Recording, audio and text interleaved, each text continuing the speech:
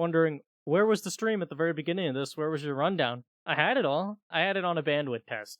I'm extremely sorry about that. You guys missed everything that I was covering previously. The first map is going to be Border. This was selected by Ninjas in Pyjamas. Now, Ninjas in Pyjamas, and I'll get more into the history, try and catch you guys back up on that, and I apologize for missing out on it when we first started the stream. Just my mistake for putting us on a bandwidth test. The one thing I want to note that is the next map is going to be Coastline, which is where Faze really trounced Ninjas in Pyjamas, and they haven't really played it since at the 6 Invitational group stages. And that's because Ninjas in Pyjamas had to ban out Bank because of the fact that, well, they were pretty soundly defeated by Black Dragons yesterday. They did not seem prepared or ready for Bank, and Faze is a team that is very comfortable playing Bank. They'll play it in a lot of their matches, and while they have had some mixed results with it, they've shown themselves to at least be very consistent and very comfortable on the map, whereas Ninjas Pyjamas weren't. But Coastline being left on the table for Faze Clan to use against Ninjas in Pyjamas could make the second map quite difficult for Nip. They're going to feel pretty comfortable here on Border, which means we're probably going to come down to our third map, which I think was Cafe. But unfortunately, that was when I realized that I had the bandwidth test turned on instead of the normal stream, so it took me a second to get things turned on for you guys to actually be able to enjoy. The bands that came out from Ninjas in Pyjamas were Thatcher and, I believe, Mira, whereas for Faze Clan it was Echo and Buck. I know the top bands are incorrect right now, but that's on BR6's end, not on mine. Again, for those of you tuning in that tuned in yesterday, quality should be a lot better now because I am back to my normal setup and I should not be dropping frames like crazy on the improvised jerry-rig contraption I had yesterday. I had to move a table to mount my mic on, so that was an experience trying to find what I could to make work and get a setup going. But we're back to normal, and hopefully we're back to a good game for that. Ninjas in Pyjamas will be starting out on the attack, and we get to see Julio immediately taking Dokkaebi, who was banned from him every single round last time against Black Dragon. He's going to look to prove to everyone that that was the right call from Black Dragons, as he likes to make a name for himself on this operator. He quite famously clutched out that 1v3 to give Ninjas in Pyjamas the edge and win it out in Pro League here on Border with Julio. So that's part of why they're sitting undefeated at the top. And it has a lot to do with Julio's dope. Not entirely, as Nip has grown into a lineup that can definitely struck a lot more flexibility. Peculiarly enough, Faze Clan not electing to go for the Armory hold first. Instead, it's going to be Event Workshop. Cameraman's going to take a lot of damage here in an early engagement and do none in kind to his attacker. And he's eventually just going to fall off of this angle. You can see Astro there to provide him cover so he can make his escape. They're going to rip down the Teller's barricade, and now he can retreat all the way back to site if he so chooses. As Astro will now rotate up to join his teammate of Yuna playing above. Ninjas in Pyjamas are definitely going to be wanting to do this top 4 clear sooner than later here on Border. As attacking into Ventilation Workshop without having the top floor cleared can spell disaster. For those of you that did tune in for a little bit of the women's game, that was ultimately what cost Resilience their attacks on this site. But Psycho, he's going to take down the Legion of Mav, and a lot of damage has been done to the members of Faze Clan. Both Cameraman and Yuno extremely low on health, while all 5 of the ninjas are at full health. Psycho's going to be getting into another fight right here, but neither player is able to connect any bullets to one another. I believe that was the Jaeger of Cameraman. So had Psycho known about his position, just a single bullet would have been enough to put him in an early grave. Psycho, now being tasked to help with this top floor clear, comes up the metal stairs, and he's going to start trying to push in by the metal detector. He's worried about players inside of Archives or inside of the small office, but Julia's actually going to get the next pick and clean up what little was left of Cameraman. Kamikaze's going to tag on with another onto Ion, and it's all up to Astro and Yuna, but they'll both get a kill apiece to bring it down. But Pino's going to take down Yuna and get the refrag pretty instantly, and Psycho's there and waiting for Astro, gunning down the mute and giving the ninjas the first round. Now, some of the stuff that I was covering before I realized that I was bandwidth testing and not actually streaming for you guys. was the fact that for both of these teams, outside of the 6 invitational group stages where Ninjas and Pyjamas just did not show up, it's been a close and hard fought contest. Both teams really not letting one slide away from them. And Ninjas and Pyjamas and Faze Clan are actually tied if you look at head to head maps and matches. One, as long as you're discounting the 6 invitational groups. When you look at Pro League and BR6 alone, it's going to be a dead tie. In Pro League Season 9, Nip won one and Faze won one. In BR6, Nip won a map and drew on one day, and Faze won a map and drew on one day. So these teams are very comfortable going against each other, and of course, in the most recent matchup they had in Pro League Season 10, it was a dead 6-6 tie. So they're very used to going against one another, and they're very good at it. Neither team seems to ever have a distinct edge in their matchups. And actually, the last time they played on border in BR6 and Pro League was the second time they met up in BR6, and that was a 6-6 tie as well. Now, the rosters, I believe, were slightly different at the time. Or no, they were actually this was the most recent meetup for them, and they were the exact same as they currently are. Now, some roles, of course, have changed since then. For the Ninjas, Muzzy and Pino have definitely started finding their groove, and Faze Clan has gotten Ion and Yuna a little bit more comfortable in how they want to play as well. So we'll see how that pays off, and it is going to pay off for Yuna right now. Is the C4 coming sailing out to take out the Zofia of Psycho? That aggressive entry and clear potential that Psycho showed previously will not have effect this time around. It looks like it was a ready C4 to just be tossed down as Psycho tried to run up to the building. An unfortunate situation for the Zofia to find themselves in, and it's something the Ninjas are going to have to make a mental note of for future rounds to be careful of such aggressive plays. Speaking of aggression, Mav's going to take down Muzzy, and both your spirits for Nip's attacks have been taken down. It's going to be up to the backbone to start doing some work, but Pino's also going to be taken down by Yuna, and now it's just up to Julio and Kamikaze. The two pretty much dedicated support players for the Ninjas, although both very capable of fragging out. But Julio won't be able to connect anything with Ion right now, and he'll walk away the better in that engagement. Yuna will be taken down by Kamikaze, but the Thermite still has to find 4 more, try and get the ace to win this out. He won't even get 1 more. Astra's there to shut him down from security. And Faze Clan responding with an equally strong round to match Ninjas' first.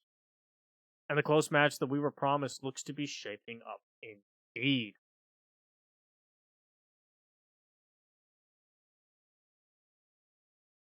That early pick onto Psycho that they weren't expecting really seemed to hurt the clear that the Ninjas were trying to go for, because all of a sudden Julio had to solo enter.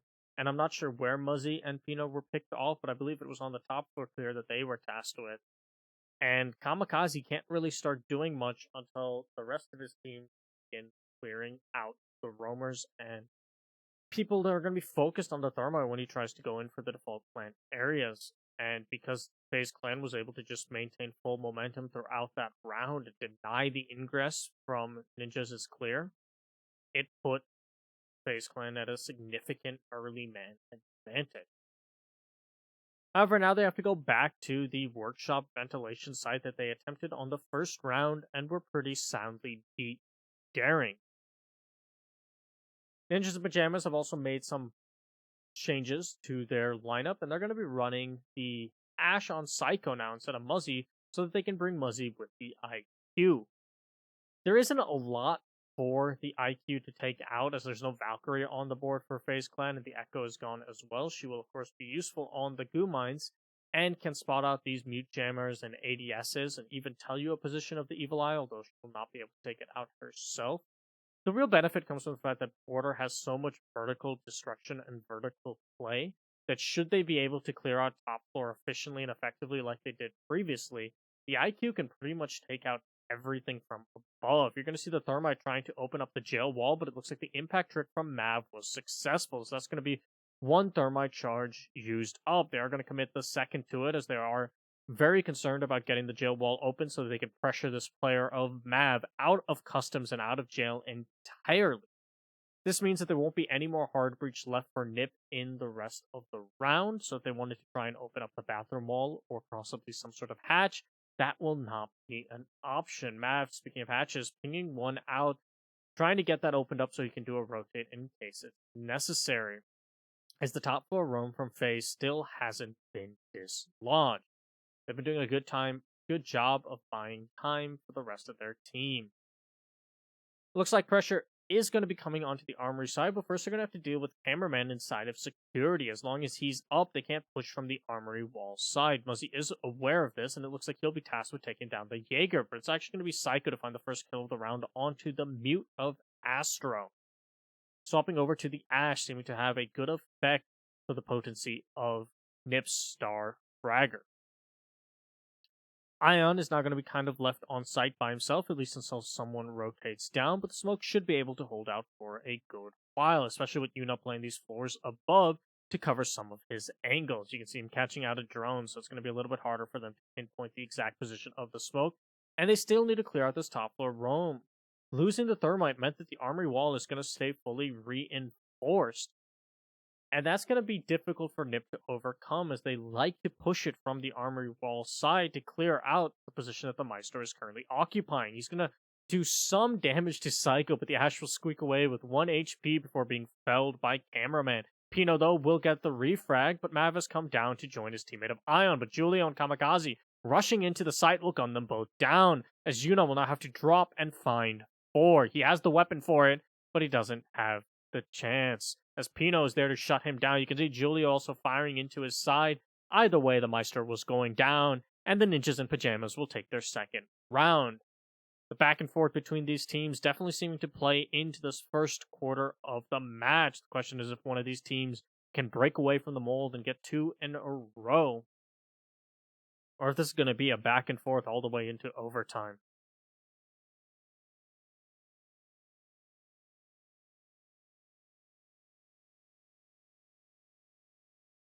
For the Ninjas in Pyjamas, good prioritization and good adaptations despite that impact charge on the Thermite. It definitely showed that they were initially intending to use 1 Thermite up top and 1 onto jail wall, but being able to quickly prioritize which is more important and just focusing on that and adapting the rest of their push to try and bypass the holes that the Maestro was going to be playing and catch him when he has to rotate down, paying dividends for the Ninjas. Faze Clan were able to buy a decent amount of time in the beginning, but ultimately there was no one in position to get the refrags necessary for their roamers, and the 2 side players just got very, very quickly trounced upon as Kamikaze and Julio just waltzed into the site, I believe from the bathroom side, where there were no holes to cover their ingress. That is one of the things that Kamikaze at least got out of losing his thermite charge, was the fact that all of a sudden he was just a man with a gun, and there's a lot of fragmites that get talked about throughout the regions. Hot and Cold often coming up as one of those names if you're in North America, but Kamikaze, he's definitely up there with some of the best, as the man shows time and time again that he may be on the hard breach roll, but that doesn't mean discount him in any gunfights, and since he only had to take out 1 wall, he got his job done early on. He still had to get onto the plant, but until then, he was just a man with a gun, and he definitely proved just how powerful he can be in that position. You can see Mav coming back in case he has to do the impact trick, but the drones are going to cause him to fall at least a little back. Kamikaze trying to go for the thermite charge now, as Psycho is actually going to hold the angle in case the impact trick attempt comes out. So good adaptation there from Ninjas and Pyjamas, but Mav will not fall for it. What he will fall for is Pino holding his angle as he tried to retreat. The Sledge getting the opening pick for the Ninjas once again. Now that the jail wall has been opened up and customs control has been forfeited to the Ninjas, they can start to go for the rest of their push. We're likely to see Kamikaze use his second thermite charge now on the armory wall, and Pino's going to be there to give him coverage in case someone tries to ingress on him from security, which is where they saw cameramen playing earlier. But it's actually going to be Yuna running out of armory, but he's unable to connect enough shots to do significant damage and will be lit up as he tries to retreat. Muzzy is actually swapped on over to the Twitch, reason that the IQ wasn't as worth it, and they can get rid of as many gadgets as they need with a shock drone. Psycho's going to take down Ion, and Psycho's going to take down Astro. That's a triple kill, or a double kill, sorry, for the Ash, as The Sledge will get his second of the round onto Yuna. It's all up to Cameraman in a 1v5, and he's going to run right into the sights of Psycho. And that's going to be the ninjas stringing together 2 rounds in a row. A strong showing here from them on their map pick of Border. You can see how much more effective the push from the ninjas was now that the thermite charge didn't get initially impacted. That wasted time and cost some of the utility that the ninjas wanted to use, and the moment it didn't get impacted this time, they were able to go up. They didn't have Kamikaze end up opening the armory wall as they read the weakness that security was no longer being played from Faze clan, and after that were just kind of able to collapse on the site. Muzzy going through a carousel of operators right now, Ash, IQ, Twitch, and it's going to be Hibana.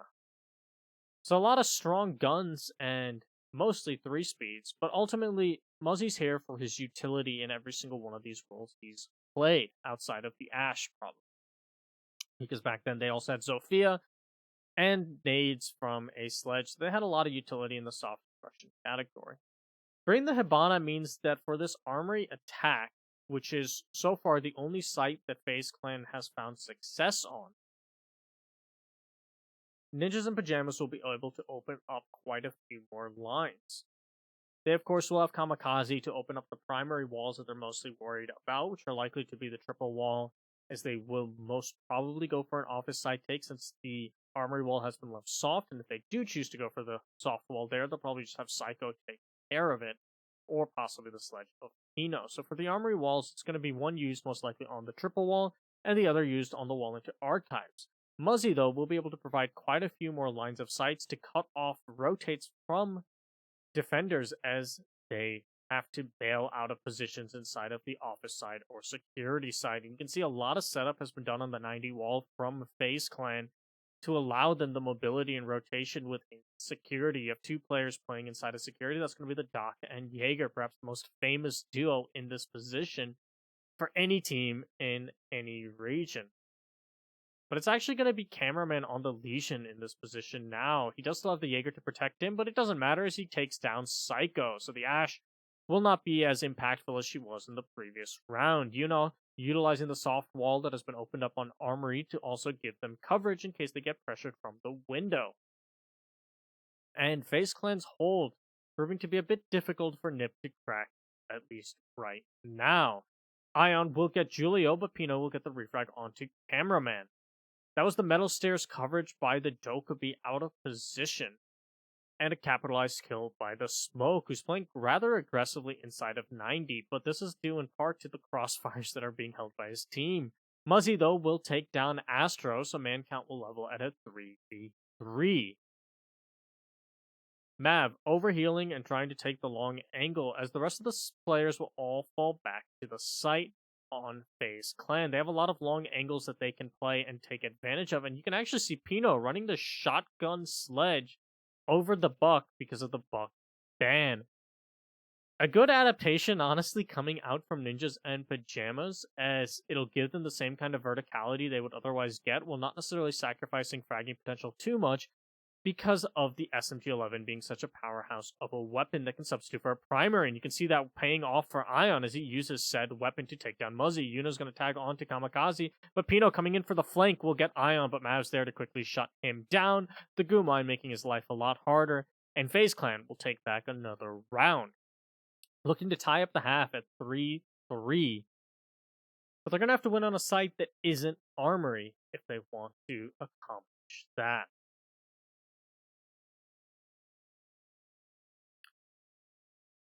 The rebound from Ninjas in Pyjamas proving to be surprisingly effective despite the initial 2 picks from Faze Clan. But ultimately, even though they caught out the Roamers had done their job. They'd wasted a lot of time, and they'd given the freedom to the best of the operators in Faze Clan's lineup to retreat back to site where they would excel. Namely the 2 ACOGs in the Doc and the Maestro, and of course the Smoke, who's probably the most powerful anchor currently in the game when it comes to time wasting. There is a tactical timeout being called, and you can see Faze Clan communicating with their coach, most likely trying to figure out how exactly they're going to win this final defensive round, tie up the half. and then pull things into their favor on the attacking side. Meanwhile, Ninjas in Pyjamas, they're pretty comfortable, I would feel, with how they're currently at. They've won on every side that isn't armor, and even walking away with a 3-3 after showing how powerful their defensive play here on border is something they're quite confident in and comfortable with. But again, I do want to comment on how fascinating this adaptation from Ninjas and Pyjamas has been to the Buck fan running the shotgun sledge. There are some other options they could have done, something like the Jackal, who will get that verticality with the shotgun but still have the C7E, but ultimately Sledge will be able to do just about everything a Buck can outside of being as potent in the fragging department in terms of his primary gun, because he won't have access to the C8 that Buck gets, or his own L85. But the SMG-11, especially for 1v1s, is a very, very powerful weapon, and Pino isn't necessarily going to be having to take too many long-range engagements where the SMG-11 is going to have a difficult time. So swapping over to the shotgun sledge approach still brings you those frag grenades, and still brings you all of the soft destruction that you could ever want. For the vertical top-down play or through horizontal play, the hammer is going to be perfectly fine, but when he was going from bottom up, that shotgun proving to be quite effective at opening up and denying positions like half wall. Ultimately, the attack onto the site failed nonetheless, but you can see Pino's making things work with that SMG-11 anyway, as he's currently top fragging for the Ninjas, although some of those were on the L85 when he was running it previously. But again, I like the adaptation to run the shotgun just for their armory attacks. Faze Clan, not wanting to gamble with Vent Workshop yet again, are going to elect to go to customs, and the impact trip from Ion will be successful, despite the frag grenade utilized by Pino to try and deny the position of a player attempting to impact trick. This is going to put Kamikaze in a bit of a difficult position, especially as Ion still has one impact grenade left. One of the things about impact tricking that makes it so strong in contrast to the bandit trick is you can't really bait it out as a thermite. An impact trick is something you can do the moment you see the lines of the thermite charge go down, whereas with a bandit, you will sometimes have to go off of the read or just hearing it. So a good thermite can bait you out on a number of walls. Of course, you also can play further back with the impact trick, and that means things like Sophia or the frag grenades will not be that effective either. You can see Faze Clan has invested pretty heavily in the rest of their roam, which isn't too surprising, as again, this is one of those sites that you really have to play from above, because the moment you lose it, it becomes pretty much free real estate to the attackers and becomes very difficult to deal with. You know, getting the first pick onto Muzzy will take down the twitch and the potency of her gun in particular away from the ninja. Psycho's position is going to be compromised as he uses the bathroom rotate and walks right into a goo mine, but Pino getting the first kill onto Ion is going to even out things, and it's going to go further in the ninjas' favor as Psycho takes down Mad, but a lot of damage has been done to Pino, and he's just a bullet away from death. Kamikaze, wary of the Valkyrie's position, but ultimately not capitalizing on the kill, will be taken out, and Astro will take down Julio. It's up to Psycho and Pino in a 2v3, and Pino so low on health is unlikely to be too much of an impact, as Cameraman will take him out of the picture. It's up to Psycho in a 1v3. The only thing he really has going for him is the fact that the players on Faze are really spread out. But the more time that is spent, the closer they can group to one another. But it won't matter. Astro's there to take off his head. And Faze Clan will tie things up at a 3-3 as we go to the side chain.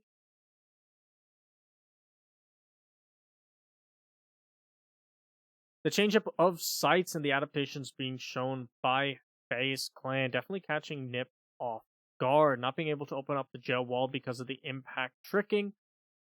Also proven to be quite detrimental for the rest of the ninjas' push. You saw that that wall would not get opened up one bit afterwards. They wanted to go and use the thermite charge on Passport, but they didn't catch out Yuna's position. Kamikaze did seem to be wary of it, and he had his gun trained, but for whatever reason he didn't pull the trigger, either due to surprise, not seeing the Valkyrie, or possibly he might have been starting a sprint or some other action that was going to take him out of ADS position. There's some things that are hard to see from the other player's perspective, But that pick from the Valkyrie was really what put the grave in Nip's attack, as now they had Diffuser dropped inside of Passport, did not have Passport wall open up, and man count had swung to FaZe Clan's favor once again. The ninjas in pajamas do get the benefit of now getting to go to their defense, which they have shown themselves to be quite potent on this map, especially yesterday against Black Dragons. Another thing that Ninjas in Pajamas benefits from because of this side swap is they get to play Armory, the side that they were unsuccessful attacking, and they hope to replicate that success against FaZe Clan. You can see the Thatcher band that came up is going to make Julio a lot more confident on attempting to bandit trick the triple wall, or at least waste as much time as possible. One of the things that can be done because the Thatcher has been removed is the fact that the ADSs are less likely to be cleared out, since you can't just throw an EMP in the general direction and wipe them out, and then you can use frag grenades or Zofia concussions to remove a bandit playing in this position. And you can see that ADS set up there to protect him, because Thatcher was banned out, and I believe that ban was by Ninjas in Pajamas for this very strategy. It's going to make Julio very, very comfortable, and it's going to make the attackers very uncomfortable should they go for an office side take. But first, they're going to be clearing out these players inside of security. But Psycho will get the better of Ion, and that's the Nomad off the table.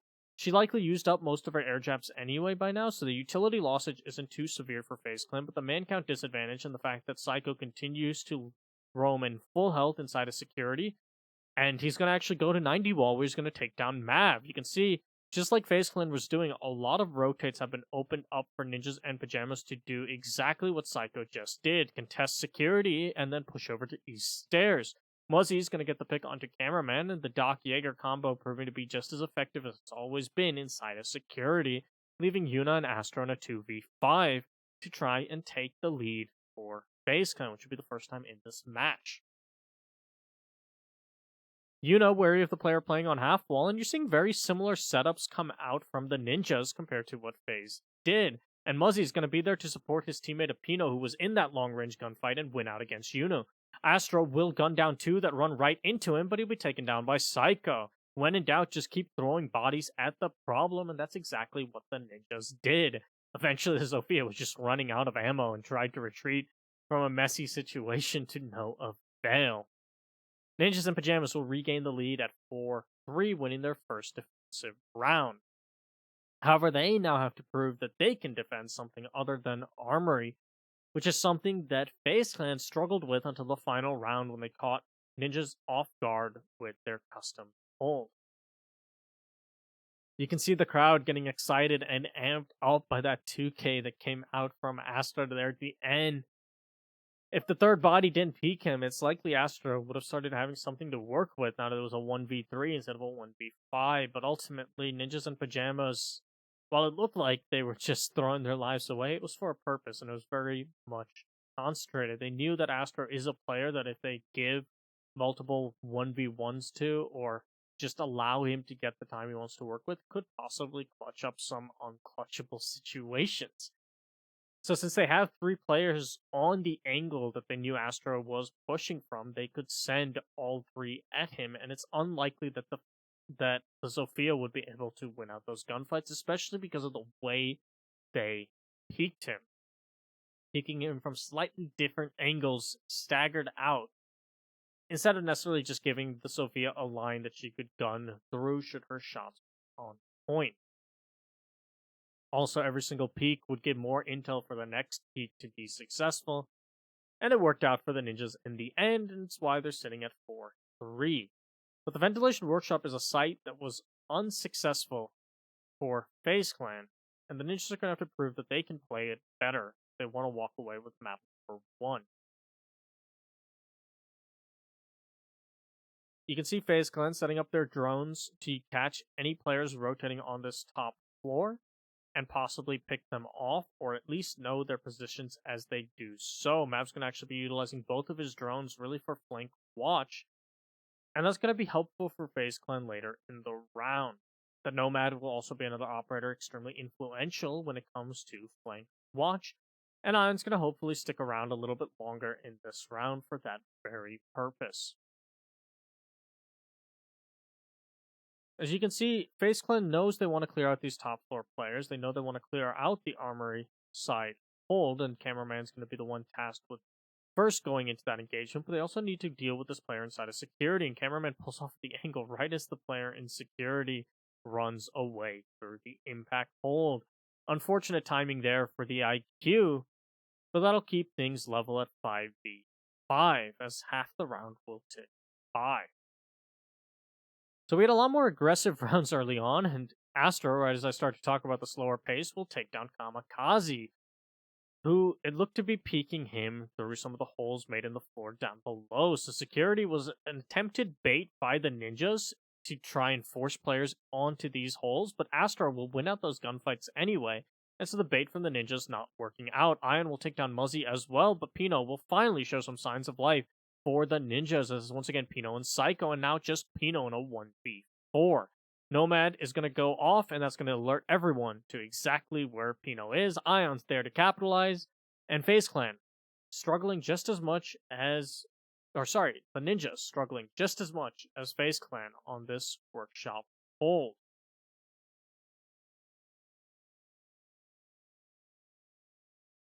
Ultimately, the bait strategy from the ninjas backfiring, as they were hoping that Face Clan wouldn't be as wary of those holes that were preset in the floor as they were, and Astro won out on those gunfights.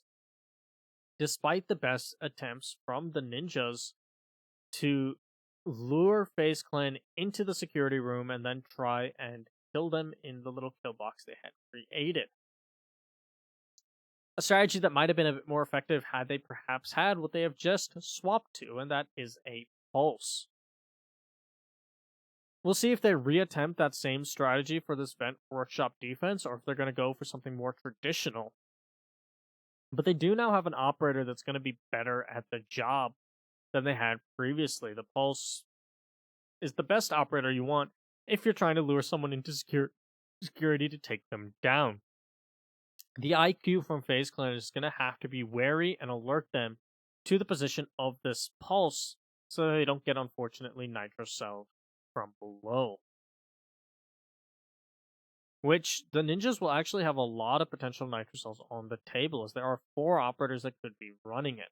Most likely, Muzzy is going to be on impacts instead, as 4 C4s is probably excessive for the ninjas, especially on the Vent Workshop site, where there's not as many angles where you can deny with a C4, but the Pulse, the Mute, and the Valkyrie are quite likely to be running it.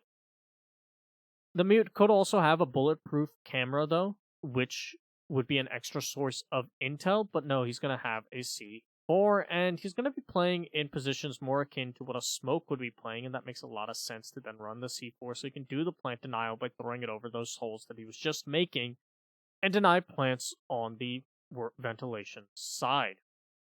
On the workshop side. You can see a lot of utility being used to try and open up this jail wall, but the ADS will catch the first of Mav's frag grenades. He preps the second, and this one will be successful as the ADS has been burned out, and the jail wall will finally be opened up. Ion sees the head of one player, that's Pino, the Jaeger, peeking him for just a second, but neither player connects any shots at one another. Pino continuously and aggressively peeking this angle, trying to catch someone off guard, and he's eventually just going to drop and rotate away. Security now once again being vacated by the members of the ninjas, as they're going to try and use it as a kill box once more. You can see the Valkyrie being spot out, playing aggressively on that rotate hole, and she's going to fall back to the armory side as well. Astro not seeing any holes this time means that he doesn't have to go for gunfights, and he's going to start working to try and clear out this armory side hold. Still no casualties for either side, and we're past the halfway mark in the round. So the roamers on Ninjas and Pyjamas, at least so far, doing a good job of stalling out time and utility. You can see the pulse of Julio has actually gone to customs and will now be below security and possibly prepped with a C4 should the opportunity present itself. Ion knows that he was being peeked from metal, but neither player connected any shots once again, and he was debating putting up an air jab for that purpose. But ultimately, that debating will be futile as Pino will gun him down before he does anything of the sort. An excellent read and soft wall shot from the Jaeger. And that's going to give man advantage to the ninjas, who are looking good to be the first ones to win on this workshop ventilation site. Muzzy is going to be the one that's going to fall back further into the small office, but Astro just able to push into sight, guns down Psycho. Julia will be taken down by Mav, and Astro will get his second onto Kamikaze. Muzzy will get one onto Yuna, but he's extremely low on health and finished off by Cameraman, leaving it all up to Pino in a 1v3. Gonna have to find something, anything, try and get lucky and pull this off. The only thing he has going for him is time, and you can hear the plant going down, but it's not where he was looking. And there's no preset walls. You can see him trying to shoot the default plant spot, but that's not where FaZe Clan elected to go, and plant will go down successfully. Things are looking dire for the Jaeger, and he's going to have to pull off some extreme heroics if he wants to win this round. He takes a lot of damage from Cameraman, and is finished off by the IQ. FaZe Clan pulling back that round, and to tie things back up at 4-4. Neither team being successful on this ventilation workshop defense whatsoever. And overtime seems to be coming closer and closer. Tack timeout called this time by FaZe Clan, as it seems the previous one was called by the Ninjas. So, both teams will have to use this opportunity as a moment to recollect and figure out what they can do to swing momentum when they have to go back to a ventilation workshop site if you are the defense, or if you're the attack, you want to figure out how can you win on Armory. Those have been the two powerful and most influential sites in this matchup thus far, and both teams want to find a way and an opportunity to gain momentum in their favor.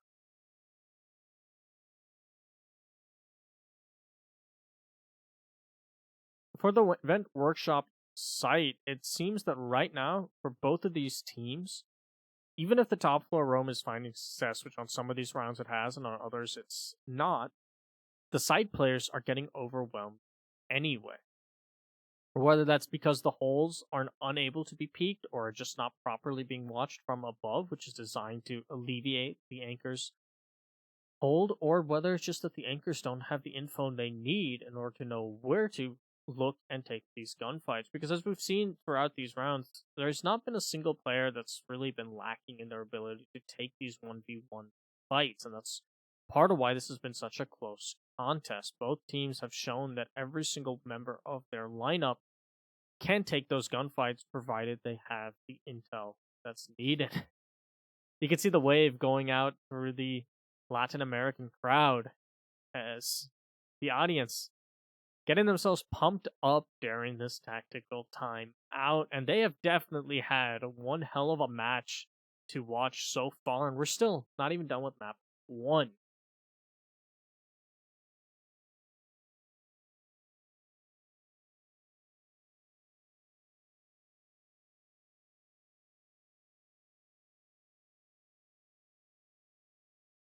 FaZe Clan do have their first lead of the match at 5-4.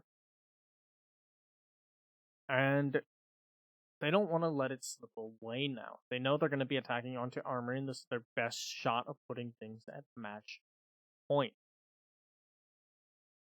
One thing that the Ninjas are going to have to figure out is their own approach to winning a site that isn't Armory, as previously the FaZe Clan tackled that problem by winning on a customs hold. Whether the Ninjas decide to go for bathroom tellers or customs, or whether they find a way to make Vent Workshop work, is what's going to spell the difference on their own defensive set in comparison to FaZe Clan's defense. Should they wish to just completely avoid overtime, they're going to have to win 3 rounds in a row here. No other approaches possible. But overtime is looking extremely likely, as FaZe Clan only needs to win 1 more round to push themselves to match point. And if you're the Ninjas, this is an important map for you guys to win, beyond the fact that it's just a best of 3, and beyond the fact that Border is your map pick, because the next map is Coastline, a map you have not looked that great on in general, and especially a map that you have looked poor on against FaZe Clan. Coastline was one of the maps that FaZe Clan trounced Ninjas in Pyjamas at during the 6 Invitational group stages. And that was either a 7-0 or a 7-1. As the two scores that Faze Clan got at the 6th Invitational were 7-0 and 7-1. And while we continue to go on this exact timeout, I'll pull up that information for you guys to let you know exactly how badly Faze Clan defeated the Ninjas in Pyjamas on Coastline previously. Now, of course, the Ninjas have definitely come back to life since their early exit during the group stages of SI, where they were the first team to be sent home. And it was a 7-0 on Coastline, 7-3 on Villa, but Villa will not be played today.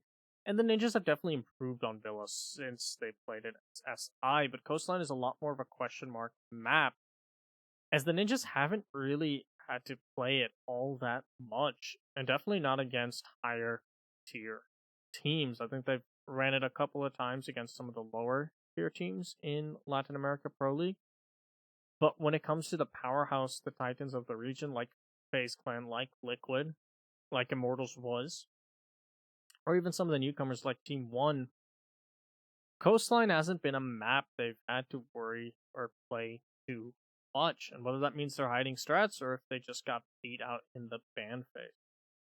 So looking at the qualifiers for the Raleigh Major, it looks like Coastline was played by Ninjas in Pyjamas against Black Dragons, and that was a 7-5 victory for the Ninjas.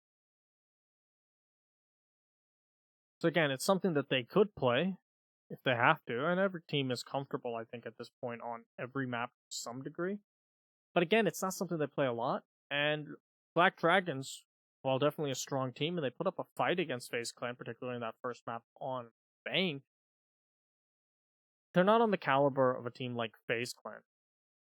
And when you have a map in your pool that previously you were shut out on by the team you're currently facing, and that becomes the second map in the best of 3, you pretty confidently know that you have to take your own map here on order.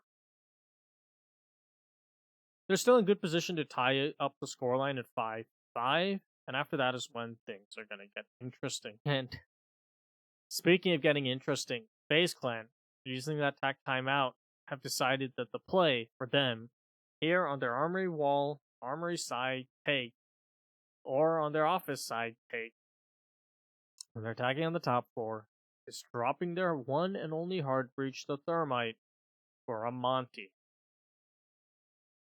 It's something that the Ninjas may not be ready for, and Monty's actually been a very consistent ban of theirs against a lot of teams, but also Faze Clan. When I was going over the most recent matches, Monty was one of the most banned operators in this matchup between the Ninjas and Faze Clan. So he got let through this time around, and that might make things a little difficult for the Ninjas. Now, because they dropped Kamikaze for that Monty, they won't be able to just open up the wall to let him walk through, and they're going to have to rely a lot more heavily on his shield to apply the pressure and force his way in.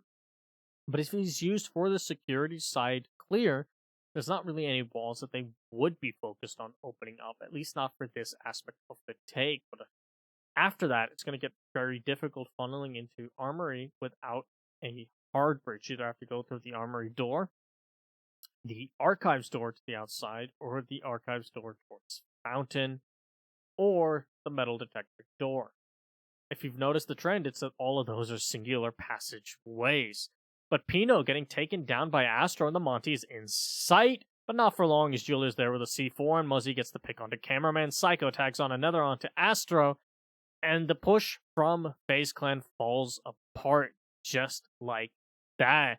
They were able to get into the site off of the back of their Monty, but once they were in, it wasn't enough, as a single nitro cell spelled disaster for the entirety of their attempted push.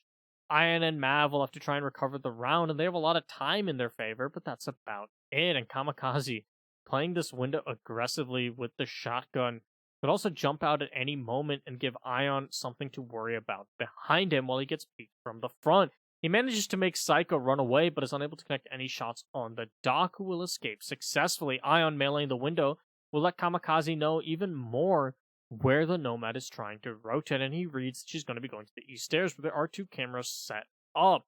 The sound of those bullets will definitely give away that Mav and Ion are trying to push from that angle, and Julia with the run out will take down Ion. Mav gets the refrag, but he's down to 5 HP. A gas canister going out in his direction means he can't push any further up the east stairs. Diffuser's nowhere nearby him. He's just going to run into the smoke and die. Or not, actually, as the smoke will dissipate at the last second. So now he's down to 1 HP. He's going to do a lot of damage to Kamikaze, who jumps back in after the vault out.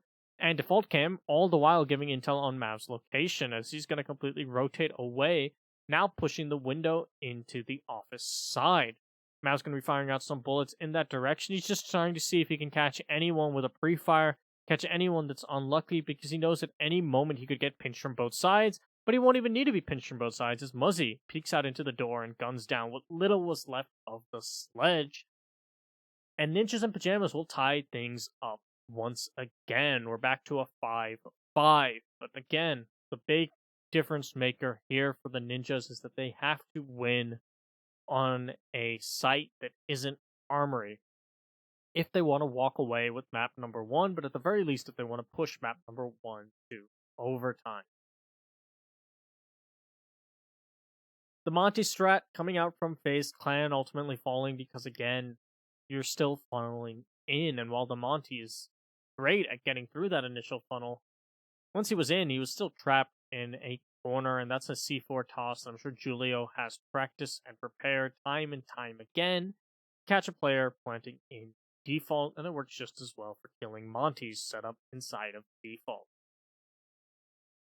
We're going to see Vent Workshop come out yet again from the Ninjas and Pyjamas. They haven't been successful on this site yet, but they don't want to gamble with any of the tertiary sites on Border, at least not yet. If this does get pushed to match point in favor of Faze Clan, then I do wonder if we see something like Bathroom Tellers or Customs come out, or if they're going to reattempt the Ventilation Workshop, but for now, it's possibly the sensible play from Ninjas and Pyjamas, because they know if they want to win this thing out right here anyway, they do need to be successful on this site, as they're unlikely to go from Customs to Bathroom Tellers, or the other way around. You're going to see the pulse being dropped from the lineup for this defense now, and they're going to be going back to the Legion that they used on their first attempt. The reason that the first attempt was at least a bit more successful, and Julia's going to have to fall out of Customs as the passport wall is opened up by the Zofia, but Astro won't catch him on his rotate, and the Legion will be able to escape safely. Faze Clan taking a lot of time and care into droning out the Customs side to make sure it's not a bait and a trap set up by the Ninja. Cycle will be droned out playing on this 90 Hall, but he will catch the drone that was spotted in out. We saw the Doc do a lot of damage from this position previously, but ultimately it wasn't enough to get the round for the Ninjas. You can again see that frag grenade being sent in so that the armory wall can be opened up successfully, and it will be. Or sorry, not the armory wall, the jail wall, and Astra has also worked his way into the custom. So it looks like it's going to be a bottom-up clear from Faze Clan to deal with the players inside of security. But now Ion's just going to push in, and Astra's going to be coming to join him. And it looks like everyone playing in security has actually fallen back to the offices and the armory from NIP. So a lot more patience being displayed by the Ninjas this time around, as they continue to fall further and further back. But Pino is going to fall outright as he gets gunned down by Astro and finished off by the Zofia. So time bought by the Maestro, but no damage for it, as it's going to be up to Psycho now to hold the entire armory side by himself. He could get pinched out quite quickly and officially, but Astro's going to go in for the 1v1 and win it outright. So all of a sudden, man count pretty firmly in Faze Clan's favor, and they still have a minute to work with in the round as they now get to start opening up on the site. You see a lot more site players from the Ninjas this time around, so they weren't as likely to get overwhelmed the way they did previously, but now it's a 3v5 in the final 40 seconds of the round. Muzzy, Kamikaze, and Julie are going to have to make magic happen if they want to pull back this round, as not a single member on Faze Clan has taken any damage. All 5 sitting at full health as cameraman opens up the window into ventilation. playing that angle and doing a little bit of damage to the Jaeger, but he wins out his gunfight anyway against Astro. Yuno will be taken down by Kamikaze, and Cameraman brought to about 1 HP as Muzzy will finish him off. Kamikaze and Muzzy extremely low on health themselves, though, and Ion will get up the drop on Kamikaze and take down the Jaeger as well. It's up to Julio, who will be taken down by Ion, a huge 3k from the Nomad. And FaZe Clan will push us to match point first. Ninjas in Pyjamas, they're going to have to find some magic in this final round of regulation, as again, they cannot go back to the top floor site. They cannot try and defend Armory, so they have to make something work on a different site to push this to overtime and try and win out their map. The drop from Ion proven to be extremely effective against the low health members of Ninjas and Pyjamas. And Julio not having a chance there at the end as he falls to the AK-74. We see a lot of Nomads go back and forth between whether they want to run the ARX or the AK. Both have seen a lot of play in Pro League. But ultimately, it comes down to the difference of playstyles, I feel, on the gun. The ARX will do a lot more damage and has a better fire rate. So if you just want to put things down in the ground, it's the weapon of choice for sure. But due to only having about 20 bullets, and despite its superior recoil as well compared to the AK, that difference of 20 bullets versus the 40 that the AK has, while still being a serviceable weapon in its other stats, means that for a lot of players that want to have to take multiple gunfights or just pre-fire for days, the AK becomes your weapon of choice. And you can see it proving its potency too in Ion's hands, as he was able to take 3 gunfights successively and win his team the round. We're going to go back to Ventilation Workshop for the 4th time, as the Ninjas will not gamble with any of the tertiary sites for their final defense. Again, it's a very similar look to what they showed before, the Doc and the Jaeger inside of security, the Maestro being positioned on half wall to defend through a soft wall into Armory and to assist his teammates in security, and Julio being a bit of a wild card who rotates between the top and bottom floors. Kamikaze, as a result, being the lone man on site to try and make magic happen for his team. But this is something that FaZe Clan is going to be very prepared for at this point. They've attacked it 3 times already, and they've won it all 3 times. Ion knows the positions that Psycho and Muzzy are going to be playing. He doesn't even have to spend too much time heavily droning them out because he knows exactly how they're going to be set up. It's going to speed up FaZe Clan's attack quite significantly, and you can see that it's been getting faster and faster every round with this clear. The Ninjas are going to have to throw something different in their mid-round adaptations to try and win this out. But right now it's FaZe Clan with difference makers. Those stun grenades will force Muzzy out of position. He'll take a lot of damage in the process, and the concussions coming out from the Zofia will make life harder for Psycho and Muzzy. Muzzy will be taken down by Cameraman, and Psycho's extremely low on health himself.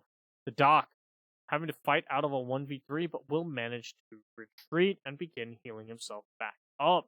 Pino, meanwhile, was taken down to about 30 HP as well, so FaZe Clan getting extremely used to this attack and making it work. The holes in the floor being utilized to heal up the Maestro, so he'll be back to about 80 HP.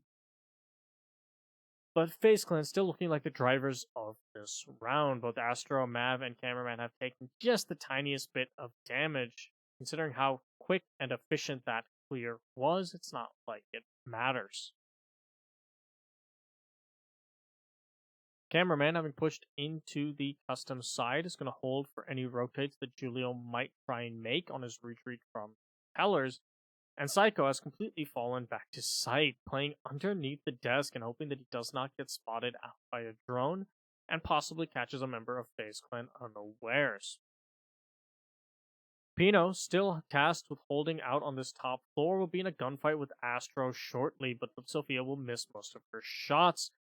As Pino, worried about being peeked from multiple angles, will have to turn his back to Astro, and Cameraman will just take side control as he takes down Kamikaze.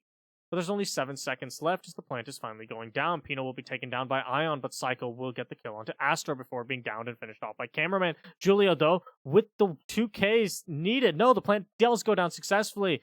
Unfortunately, he has to find himself out of a 1v3. It will not happen. Yuno's there to shut him down, and what looked to be eerily close for the Ninjas there as Julio tried to clutch things up as he's so renowned for will fall short, and FaZe Clan will take map number 1 on Border. Keep in mind, that was the Ninjas' pick. And the second map is Coastline. The last time these two teams met there was a 7-0 in FaZe Clan's favor. But of course, that was a different NiP, that was a different phase, and that was a different event. We haven't seen NiP get to play this map all too frequently since. And the question is, are they ready this time? Are they prepared? The last time we've seen Ninjas in Pyjamas play Coastline was against Black Dragons during the qualifiers for Raleigh, where they triumphed 7-5.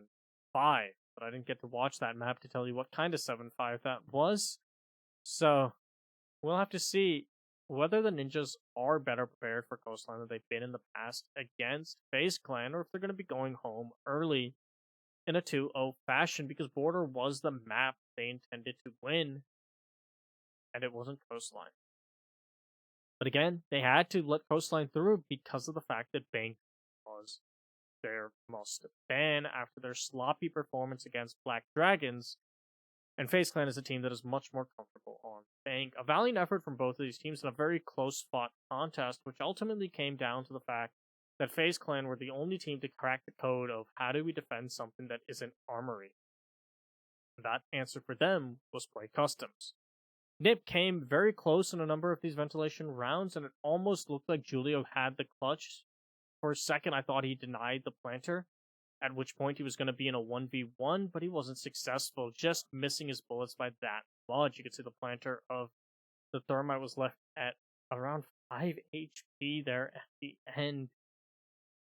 But again, it wasn't enough to win out the round. Actually, the planter wasn't even hit. It was Mav taken down, and Ion at 5 HP, but Yuna being able to successfully get that plant down is what spelled the disaster for Julio, who just couldn't get the angle. His teammate, a Psycho, being gunned down on his attempted rotate to assist the lesion.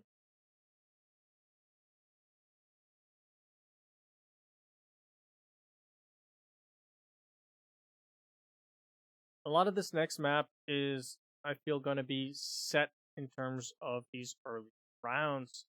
Because for the Ninjas, that is going to be a demoralizing loss to lose on your own map in such a narrow fashion. I'm so close, and then knowing you're going to a map that doesn't play well to your strengths, or at least has in the past, you're going to be a bit demoralized.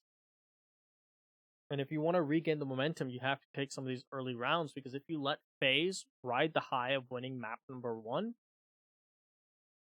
you're going to find yourselves in a very difficult situation very early on. We've already seen in this tournament that the Ninjas can be very resilient in these best of 3s. They dropped map number 1 in pretty dominant fashion against Black Dragons yesterday, and then came back to win the next 2. So that's not to discount their opponents in FaZe Clan, who have also shown that same sort of resilience throughout the years that they've been around as a team.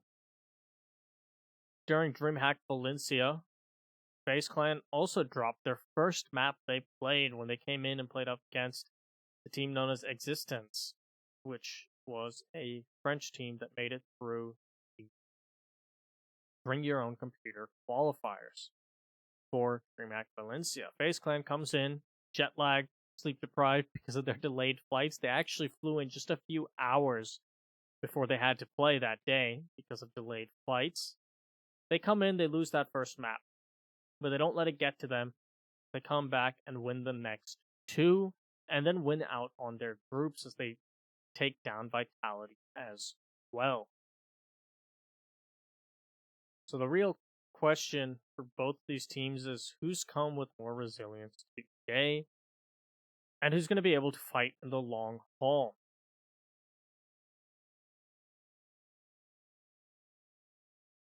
And it looks like we're going to be getting into Coastline very short.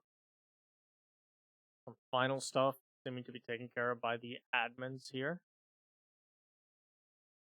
I hope you guys have been enjoying my cast so far. I hope the quality has been a lot better than it was yesterday, where unfortunately I was on a different setup and I know I dropped a lot of frames as a result.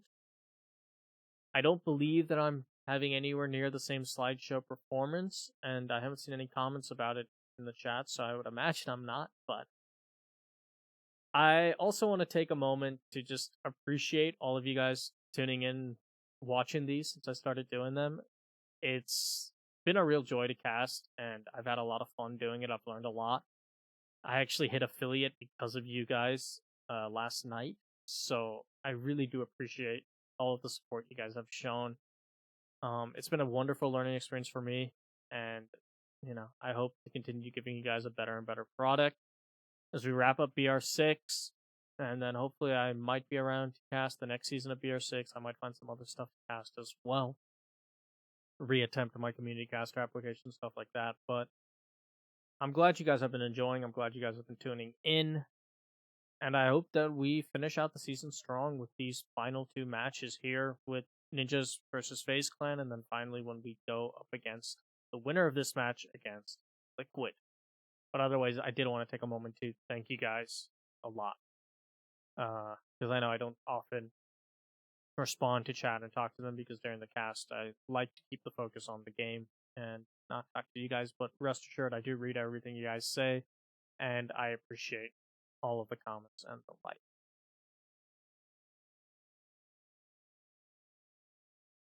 And yeah, we should be getting into Coastline shortly.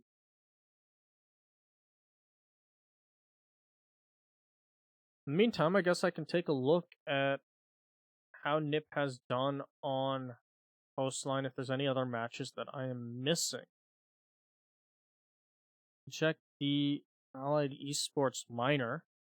I don't believe they ever played Coastline during that, but we can see. So against the stream, they played Clubhouse. Against Dark Zero, they played Clubhouse. Against Secret, it was Border. And against Chaos, it was also Border. Then in the quarters, they did play Coastline, and Chaos took that map 7-4. So that was also further back than the 6 major qualifiers, which was the last time I found that they had played it. So, not necessarily as recent.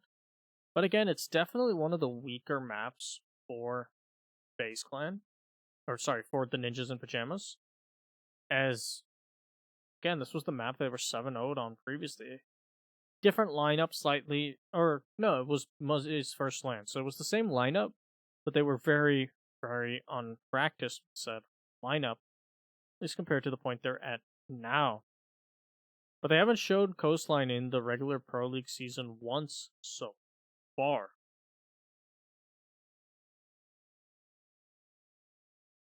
Of course, I say all this, but Faze Clan hasn't really played Coastline all that much either.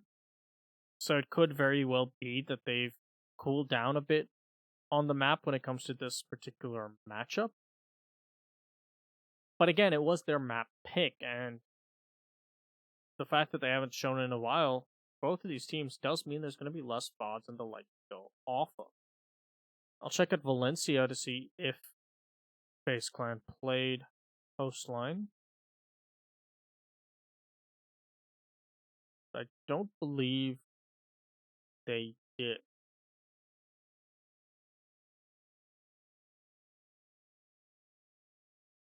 No, so Faze Clan has also not played Coastline in quite some time. In fact, the last time they might have played it, I think might very well be the Season 9. It might be during the Invitational group stages. But we'll find out now which team is better prepared for Coastline. Reminder, this was Faze Clan's map pick, so you'd imagine they are. And the last time these two teams went here, it was a 7-0 for Faze Clan. And the Ninjas are going to not only be looking for redemption on this map, they're going to be looking to win it outright as they try and win these next 2 maps to go on and face Liquid in the best of 5 grand finals.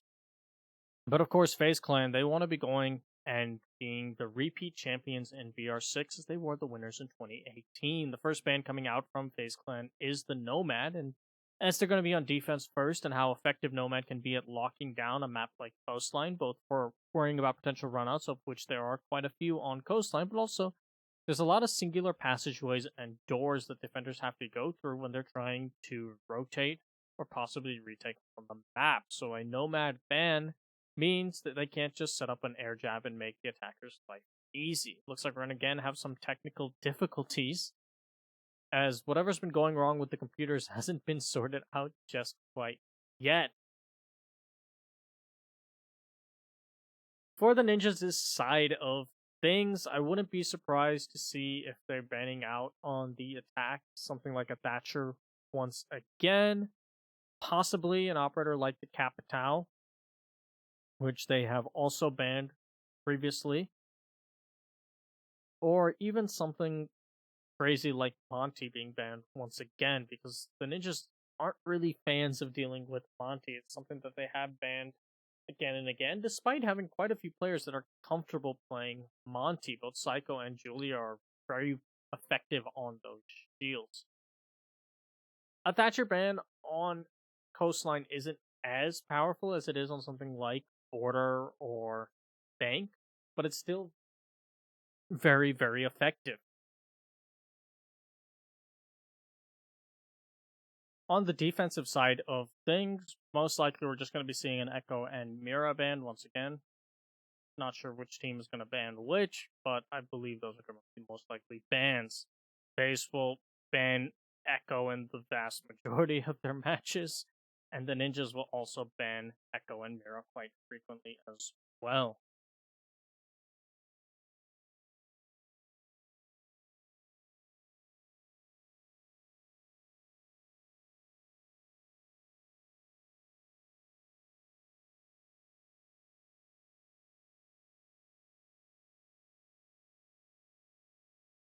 You can see the crowd trying to support and cheer on their preferred teams right now, as the NIP fans trying to get their team riled up, trying to get the energy back so they can pull back these next two maps. Meanwhile, I'm sure the FaZe Clan members in the audience are seething with excitement that their team took map number 1 and the Ninjas map pick.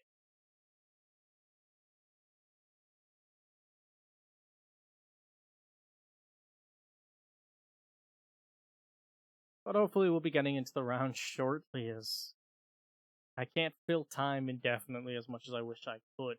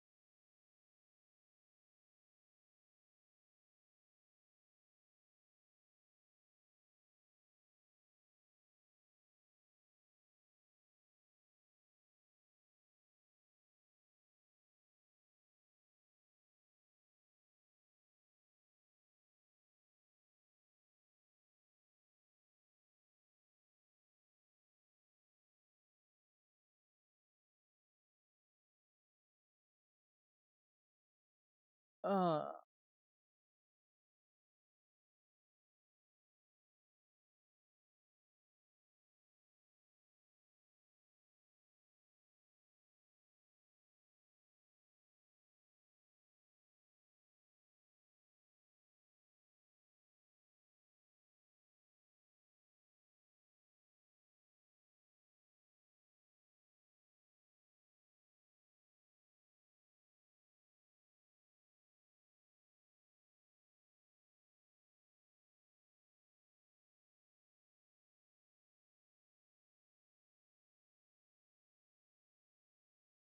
you can see the camera crew trying to buy for time as much as I am with their panning of the audience. But I hope you guys have been enjoying the match so far, despite the excessively long technical difficulties right now. I think it's been a very close match. Regardless of which team you prefer, it's definitely one you can enjoy for great highlight plays from both teams. And every player really has felt like they've had a moment in the spotlight for both teams. And some of the players that don't always get to necessarily make those big impact plays have had some wonderful moments, I think. And hopefully we just continue to get more of that as we go today.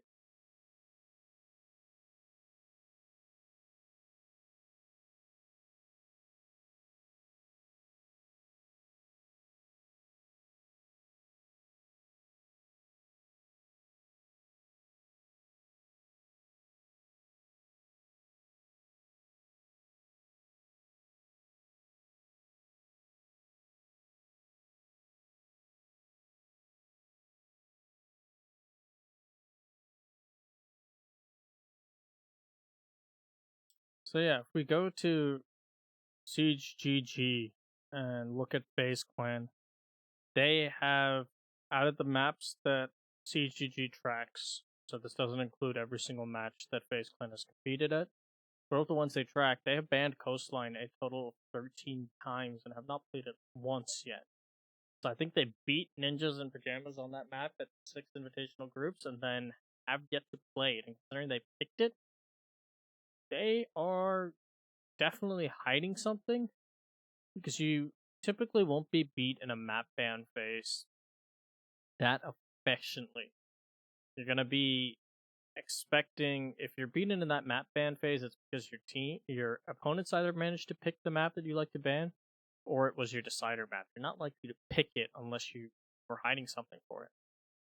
Similar story for the Ninjas on the matches that TGG tracks. They banned it 9 times, but they have played it once and they did not win it. Again, the one time they won it, or the one time recently that I know of them playing it, was against Black Dragons during the qualifiers, which they won 7-5.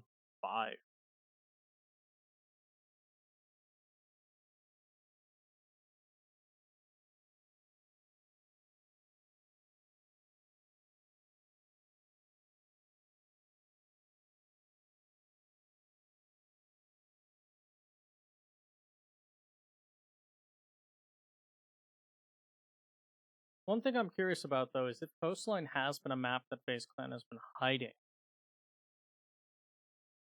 is this necessarily the time they want to pull it out? As it's not even the finals of BR6, where they would possibly be forced to pull it out anyway in a best of 5 scenario. And FaZe Clan is one of the teams that is going to be competing at the major in Raleigh, alongside Ninjas and Pyjamas here. So if they have been hiding a lot of stuff on this map, I'm not entirely certain if they want to reveal it just quite yet. But on the other hand, BR6 is a huge event for this team, and it is indeed going to be that Capitao ban that I thought was possible from Ninjas and Pyjamas.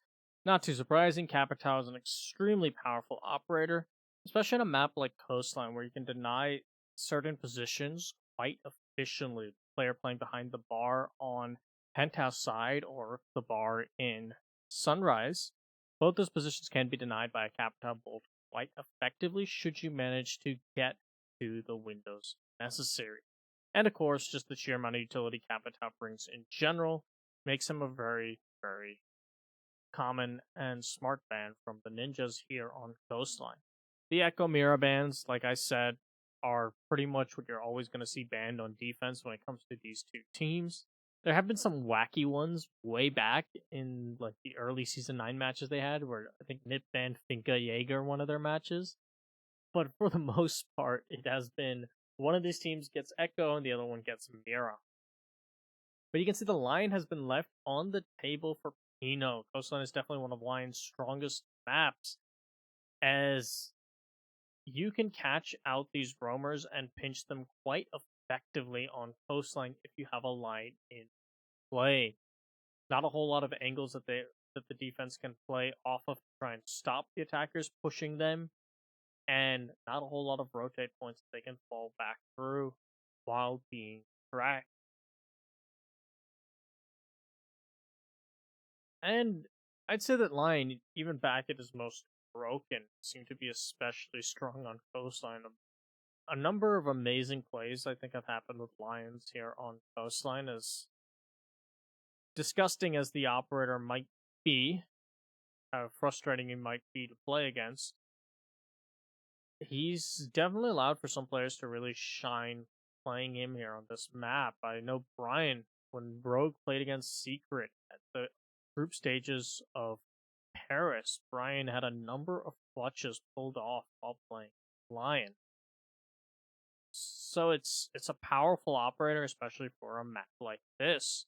Nip are also going to be running Muzzy on the gridlock, but it's going to be Julio getting the first kill of the round onto Astro, and ill-advised rotate from the Jaeger will cause his early death at the hands of the upside-down repelling Dokkaebi.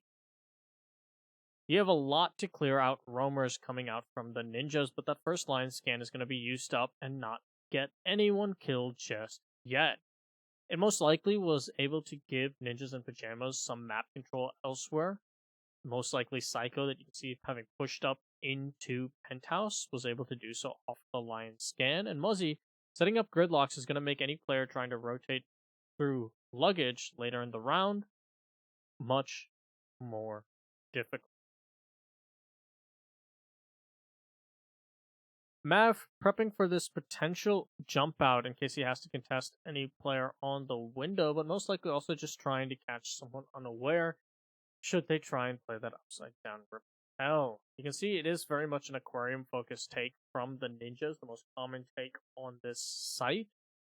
And they have a lot of utility available to make this work. They're going to have 4 sets of smoke grenades thanks to the gridlock and the Dokkaebi. And since they still should have some phone calls remaining as well as line scans, they can make this work quite effectively. Pino getting himself a free kill, utilizing his line scan, and Cameraman will fall, not expecting the peek from the hookah window. Trying to utilize that peek hole that he had made at the bottom, contest this aquarium push, and it'll backfire as he gets shot in the back. Ion's position is known in the most common position for Smokes to play, trying to defend here from this bar. We can clip the Smokes through the wall, and the last line scan will be used. Ion, though, will get a kill during the process onto Psycho, and he's going to get a double kill for himself with another onto Julio. But he's going to continue to get pushed while Matt picks up 2 with a C4, and Ion with his 3rd onto Pino. The line scan backfiring for the ninjas there on that first round as they continue to try and push this smoke to no success. Ion finding so much potency and damage here on the smoke and really ruining the day for the members of Ninjas in Pyjamas trying to push him. Mav tagging him with that beautiful C4 toss to catch the 2 players trying to push the smoke. And what looked to be an entirely Ninja's round will quickly slip out of their fingers.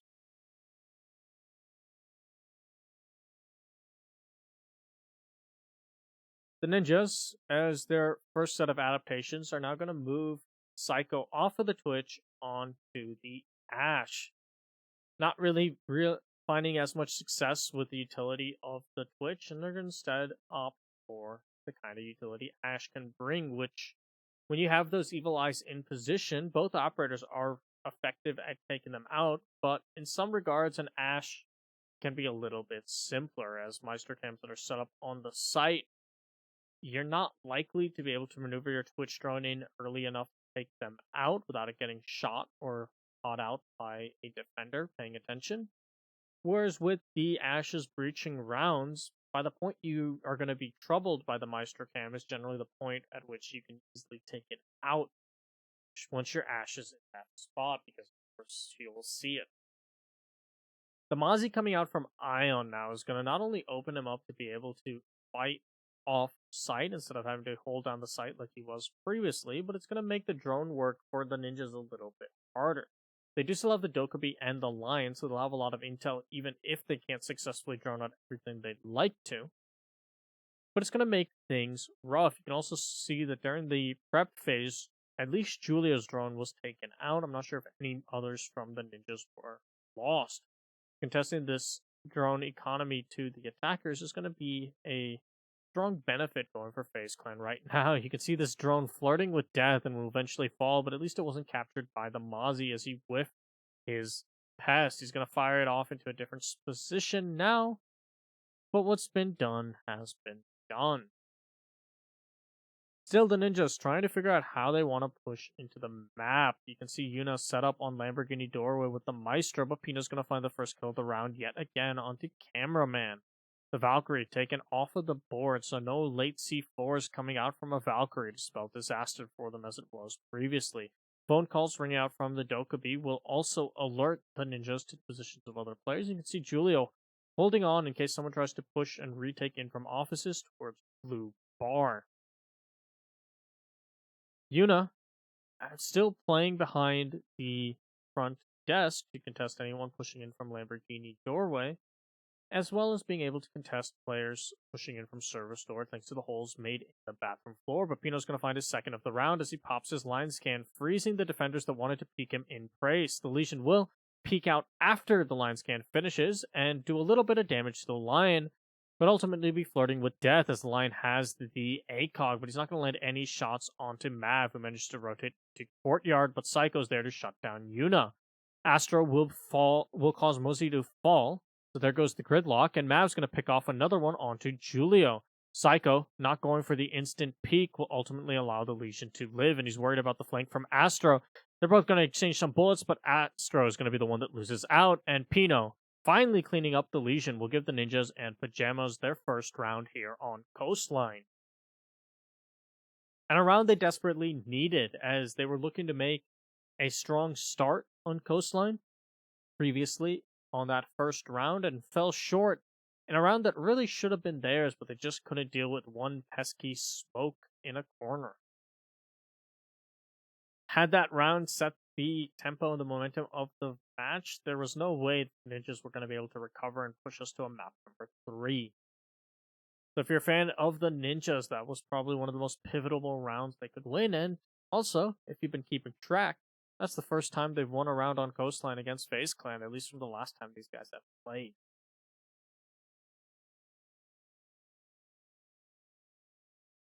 The kitchen defense coming out yet again from Faze Clan, as they're going to be hoping to find better success this time around.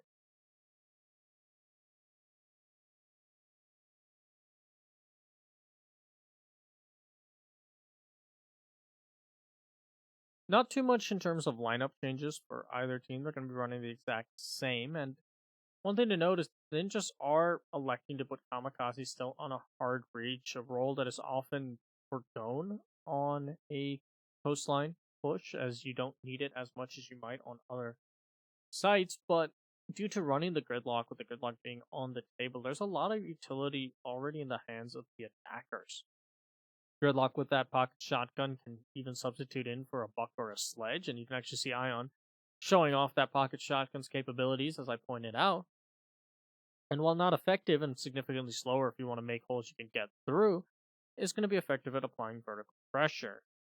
Coupled out with a few breach charges, most likely run by Kamikaze, and you've covered your soft breach necessary. You have the flank watch potential covered by the gridlock as well, obviously. And of course, she gets smoke grenades, as does Julio. Ion, though, is going to find the first pick onto Pino, so the Lion that was having so much impact earlier on is not going to have any for this round, as Ion will also be able to escape. No refrags coming out from the Ninjas, as the site is pretty clear on the hands of Faze. It's just Ion playing on the site with the Mozzie right now, as he continues to make a lot of peak holes for him to utilize and try and catch the attackers that are going to be trying to pinch him out shortly off guard. Astro's going to get a pick onto Psycho, and yet again, no refrag coming out from the Ninjas, meaning that the man advantage is going to go further in Faze's favor. Julio will finally answer back with a kill onto Cameraman, but it's still a 3v4, and the Lion taken down is going to be a pivotal part of the push that Ninjas wanted to engage in. Gone. Losing the Ash also means that these Evil Eyes are going to be a lot harder to remove, if not impossible, based on the lineup they have. If they're in a handful of positions, you could, in theory, detonate an X-Kairos near them, but that's only true on a limited number of spots. And you can see that first camera that was set up is going to be impossible to remove. Astro will be droned out by Kamikaze, and he was hoping that he would rotate his way, as Julio also had said angle covered. But Astro's actually going to fall back further to Aquarium, playing behind the Aquarium bar now. Phone call is also going to ring out, so he's likely to get pinched shortly, but they need to manage to successfully get this kill onto the Jaeger before they can even begin executing properly onto the site, and they are still a bit wary about his position, but Kamikaze's there with the bearing 9 to capitalize and take him down. But only 50 seconds left for the Ninjas and Pyjamas to make this attack onto the site proper work, and now all the members of Faze Clan are holding angles in towards the site area, if not playing directly on the site proper, as is the case for the Mozzie. Kamikaze is going to rotate and start pushing in from the Lamborghini door, but he knows he has to contest with a Maestro playing in that position. He's going to get as far back as possible and hopefully have the angle, but he's going to eventually just fall off. It looks to be a service door side take. They do have a lot of smoke grenades, so they can cut off the lines of sights being used to stop the service door side push. And it's actually going to be now a rotate over to the kitchen window where the Mozzie is spotted out, but he won't be able to get the kill onto Kamikaze. But only 5 seconds left. And it's going to have to just be a window jump. Mav's going to catch the player jumping in through the window, but Ninjas and Pyjamas just getting kill after kill in the dying seconds. Means despite downing the diffuser on the window, the Ninjas and Pyjamas will walk away with a round they had no business winning. That's going to return the favor to Faze Clan for their opening win. And Ninjas and Pyjamas are going to take the lead here on Coastline. We've seen the Ninjas before start to get warmed up as they get further into the match, and this is going to be a repeat of their match against Black Dragons, or Faze Clan going to stop that right here, right now.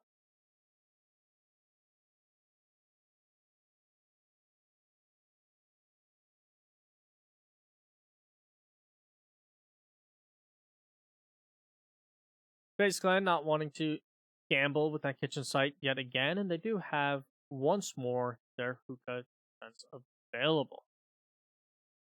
The bandit coming out from cameraman also makes Kamikaze's life a lot harder because they are actually going for the hard breach, and that's something that Faze noticed. So bringing those batteries, especially because there's no Thatcher in play from Faze Clan, means that the angles from roof can't be opened up nearly as freely. They will probably still be opened up eventually because those bandit batteries can be taken out from below, either using Psycho or Muzzy on the gridlock, or even once someone pushes up Cool Vibes. They can get a pretty easy angle onto the bandit batteries. And in fact, last time the bandit batteries I don't think were ever removed. And ultimately that's why Ion could play so freely by the couch. The question if you are Faze Clan is of course going to be, how can we dislodge this smoke? Because last time they were able to successfully take down everyone else. Of course, Mav was still alive with the Valkyrie, and that C4 toss helped out the smoke. But it was on this push of the smoke that they fell short.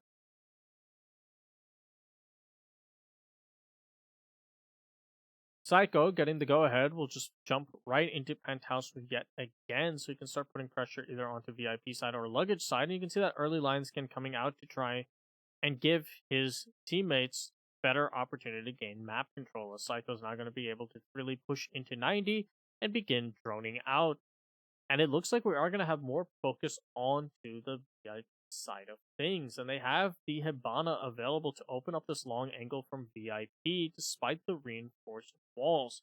So bringing the hard breach utility paying dividends for the Ninjas, at least so far. There's going to also be a focus on the Aquarium side, both operators with smoke grenades being sent there for that purpose, and they can drone out and spot that Ion still playing his dangerous little position by the couch. Right now, it looks like Nip is just trying to figure out which one of these two pushes is going to be more efficient, and then they'll leave one player on the other side to watch for flanks and retake potentials, and it looks like it will be an Aquarium push as Kamikaze is heading off that way.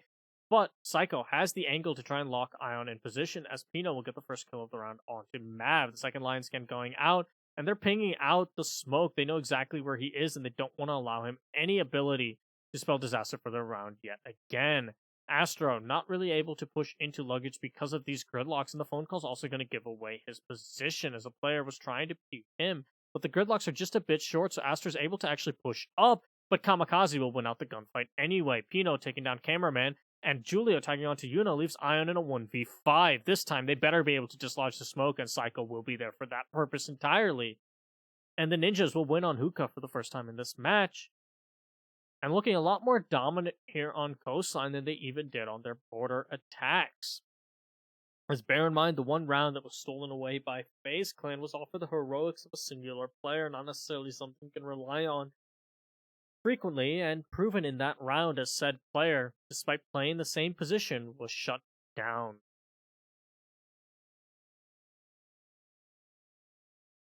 And it's been a surprising change of form from the Ninjas here on Coastline. Now they're up 3-1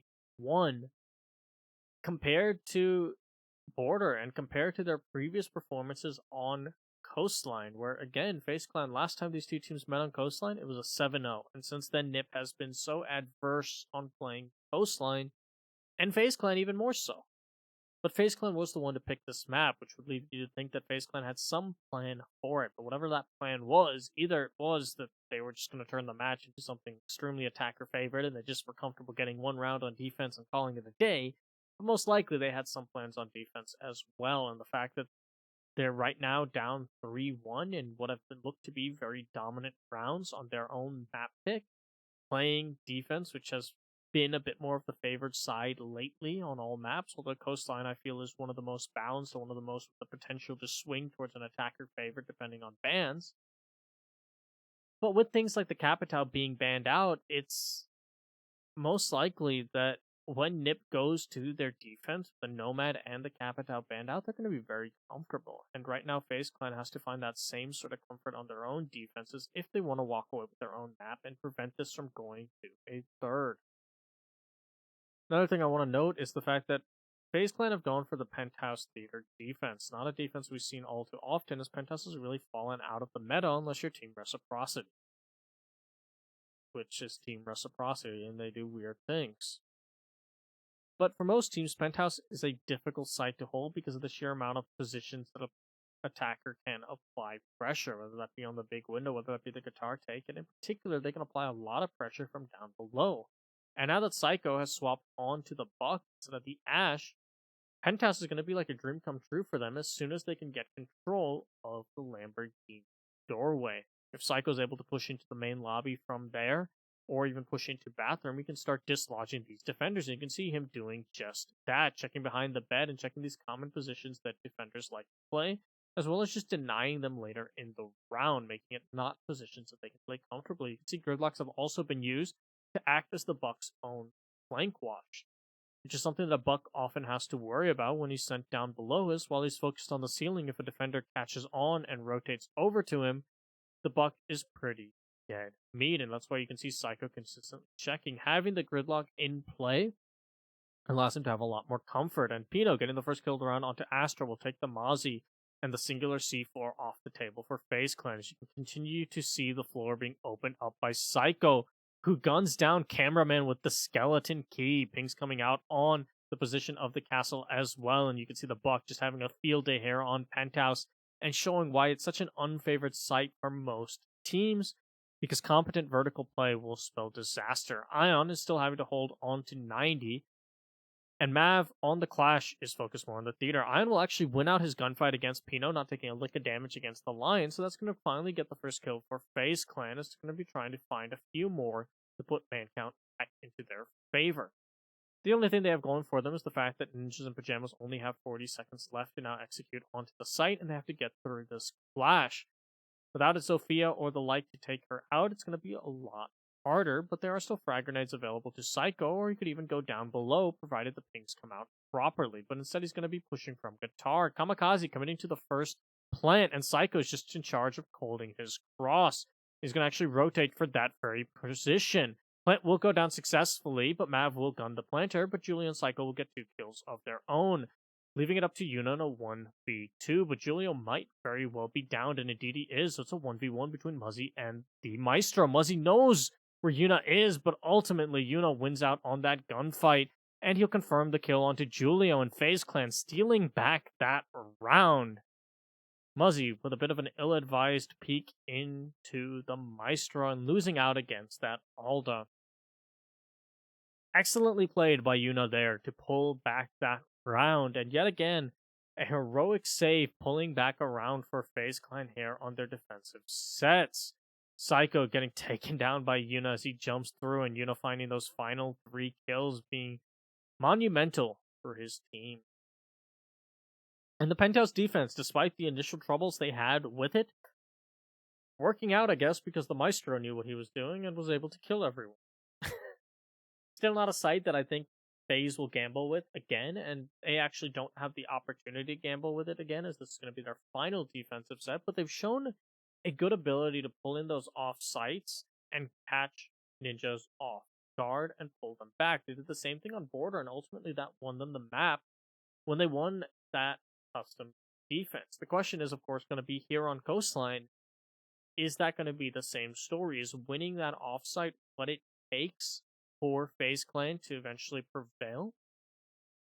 Or are they still going to struggle? For the Ninjas, they have, once again, a similar task in their hands. That is, namely, that they're currently at a 3-2 scoreline. Last time they were here on Border, they lost that final round. FaZe Clan walked away with a 3-3 split on their half, and then was able to win 4 on their defenses. 4 on their attacks.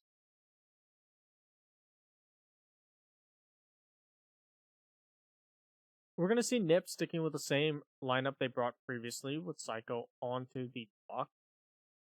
And he did a lot of damage with the Buck previously on the top floor site. But it's going to be a kitchen defense now from FaZe Clan, the site that they have yet to be successful on so far. They've played it once and they've lost it once.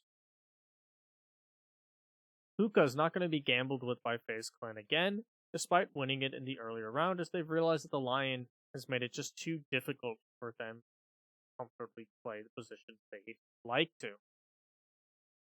Psycho, once again taking early control by the VIP and Penthouse side, is going to start making it a bit more comfortable for him to open things up. You can see him making his own rotates into the Penthouse side, so that now when he starts opening things up, he can cut his own flank and also move across more efficiently. It'll also allow extra mobility for the rest of his team. Ion, once again, really the sole player playing on the site for FaZe Clan, and if Psycho's able to catch him and take him down, that could be disastrous. Pino, reading into this, will just charge into the site, and site control is firmly in the Ninjas' hands as the Lion on site and waiting for a peek from Courtyard now as he allows the rest of his team to catch up. But Mav and Astra will tack 2 onto Julio and Psycho, but plant is going down from Kamikaze. The Lion scan will catch out these players trying to rotate to deny the plant, and Pino will take down one of them. Mav missing an opportunity for a kill, but Astra will get one onto Muzzy as Mav is still alive. He sees Kamikaze onto Hibana and he takes him down, but Pino getting another onto Cameraman. He has to get the ace to win this out, but it's a 1v1 between him and Astra. Diffuser is still down, and the Lion just has to find this final kill, and he will, and that's the ace for Pino. And that means Ninjas in Pyjamas will be walking away with the half at a 4-2. Pino with the heroics being congratulated by his teammates and his coach as he found the opening in sight and made the hero play, charged right in, got the initial pick, activated the Lion scan, gave Kamikaze the cover he needed, and took down every single player that tried to get to the diffuser after that point. Extremely well played by Pino, extremely well played by the Ninjas or whoever gave that call to take control of site. Has finally, FaZe Clan's decision to just put Ion on site by himself early in the round, failing them miserably. Nips making an excellent read, and particularly Pino making an excellent read that site was clear, and they took advantage of that.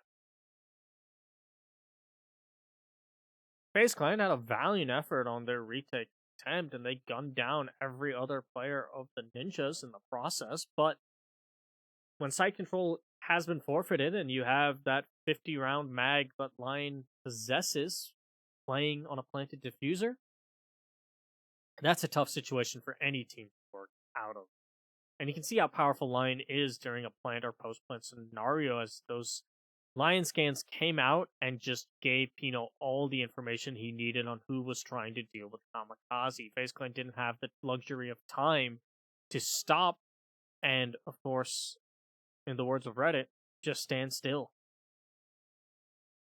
This means Ninjas in Pyjamas get to go to the half with a round advantage, something they did not have previously, as they will now try and string together 3 defenses here on Coastline to give themselves the win in regulation. They're going to be going for Kitchen first, which is contrary to how Faze Clan tried to play this, but they're also going to be focusing more on a site presence. You still do have the Mozzie being the lone man in sight proper, but both Psycho and Pino are essentially at the 2 doorways into sight and can help him out at any time with those long range ACOGs.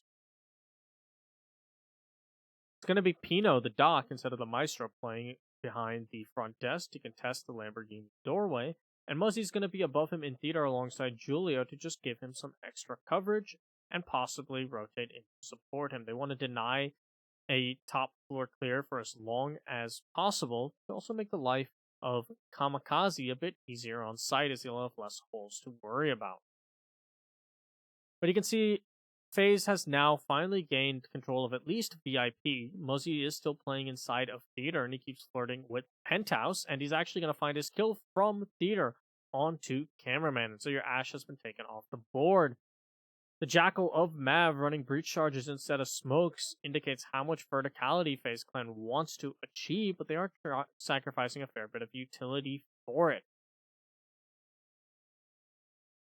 Zofia of Astro finally working into Penthouse. They know that there's still a player inside of theater, and Julia will be taken down by Ion as Mav will get the kill onto Kamikaze, but Pino will take down Ion, and Psycho will get Mav, and Muzzy will get Astro. Yuno will finally refrag with one onto Muzzy, but he has to get through the 2 ACOGs of the Doc and the Maestro.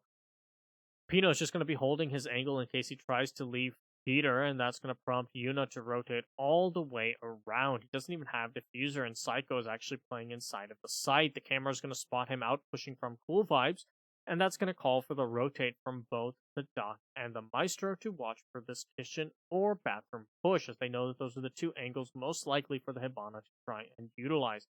She's very wary of the crossfires that can be set up on her position. She now peeks into the bathroom, but her back is turned to a potential flank from Pino, depending on how the Doc chooses to come back. But it's actually going to be Psycho playing right up against the service door, who catches the back of the Hibana and gives Ninjas their first round here on defensive coastline, winning out on the kitchen site in a manner that Faze Clan couldn't.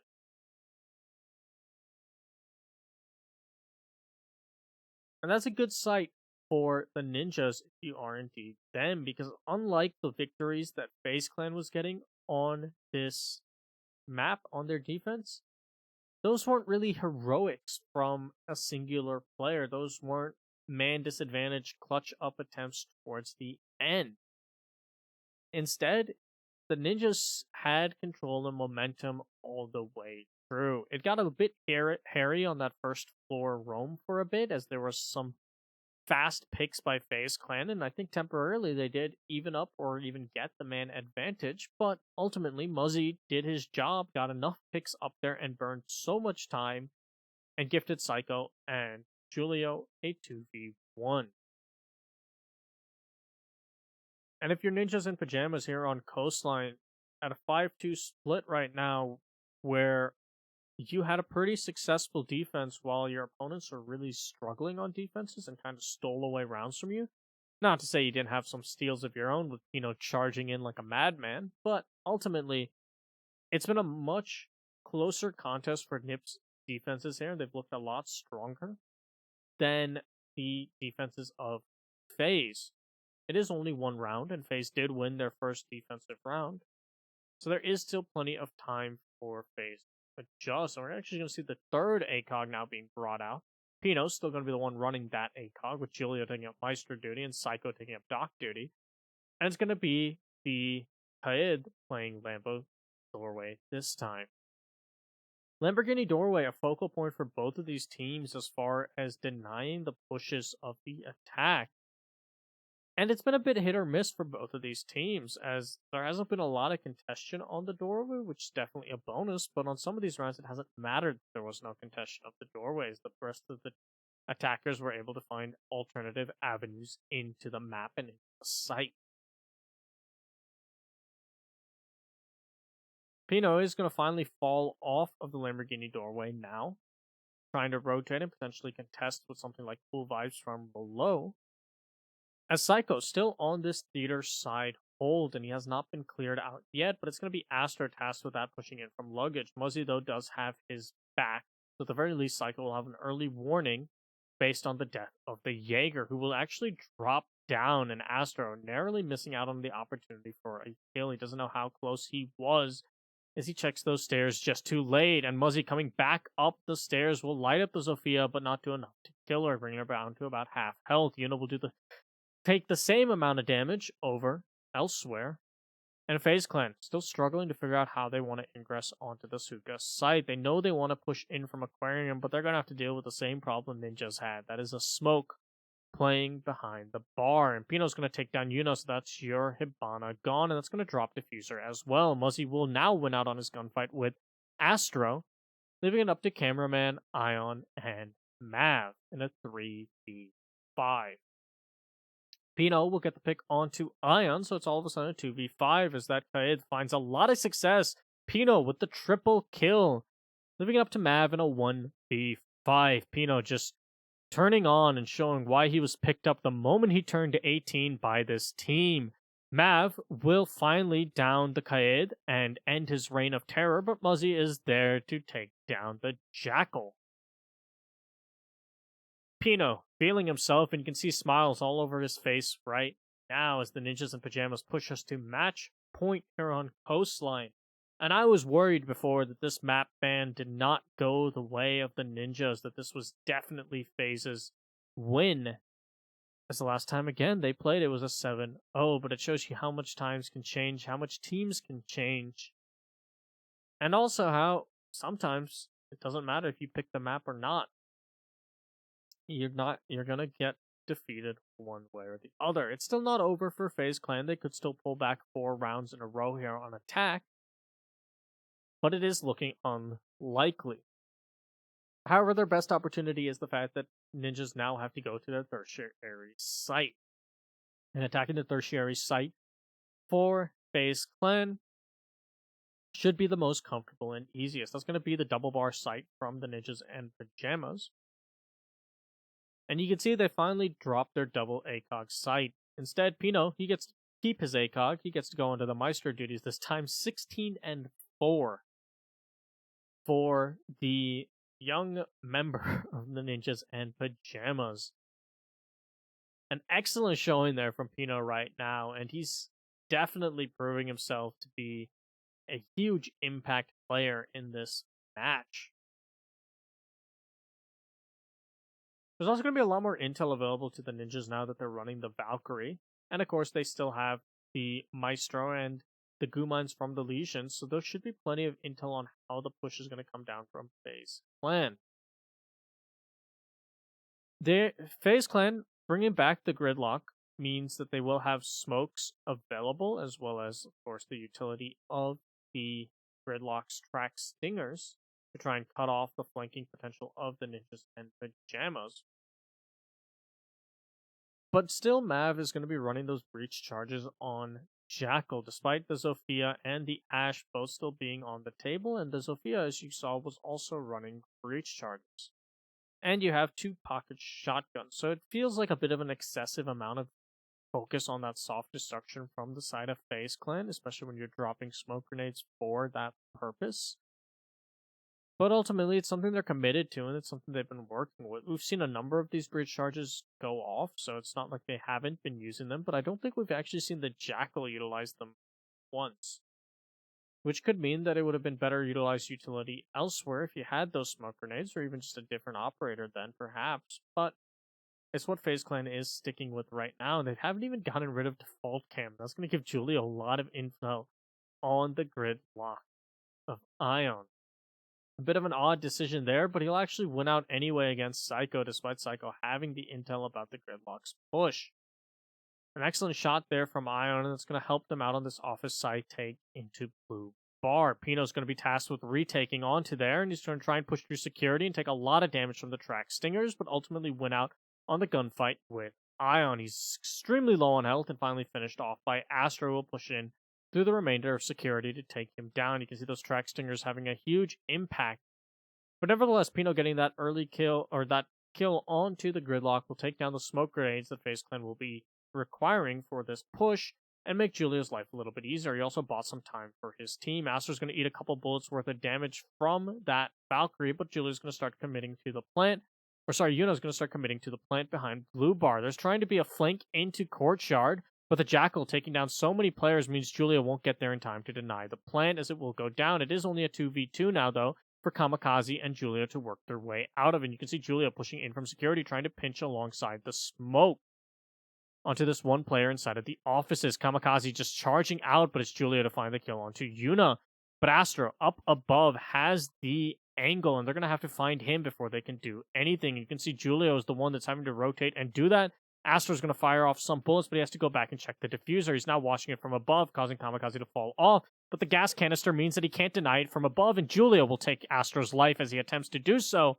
And an excellent retake from Ninjas and Pyjamas will send us to a map number 3, as they win out dominantly here on Coastline 7-2. Not quite the 7-0 that FaZe gave them last time they met up, but nevertheless a dominant victory by the Ninjas there. 4 rounds on attack, 3 perfect rounds on defense. And that means we're getting to map 3 to decide who will go on to the grand finals in a best of 5 against Team Liquid tomorrow. For those of you not aware, the grand finals tomorrow are actually going to be starting a bit earlier than the rest of these matches have started. Instead of the 18:30 BRT start time that it has been, it's going to be 17:15 BRT, which, at least in my time zone for Central Time in America, is going to be 15:15, so 3:15. Which, if you're East Coast, if you like to utilize East Coast to figure out what time zones are, that's going to be 4:15 p.m.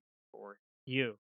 And for the Central European time zone, I believe that is 9:15 p.m., but I'm not 100% positive as I'm going off of my memory of time zones and how wonky they can be, especially when you have daylight savings and the like in effect. But I believe that is correct. Point being that it starts an hour 15 earlier than it starts normally.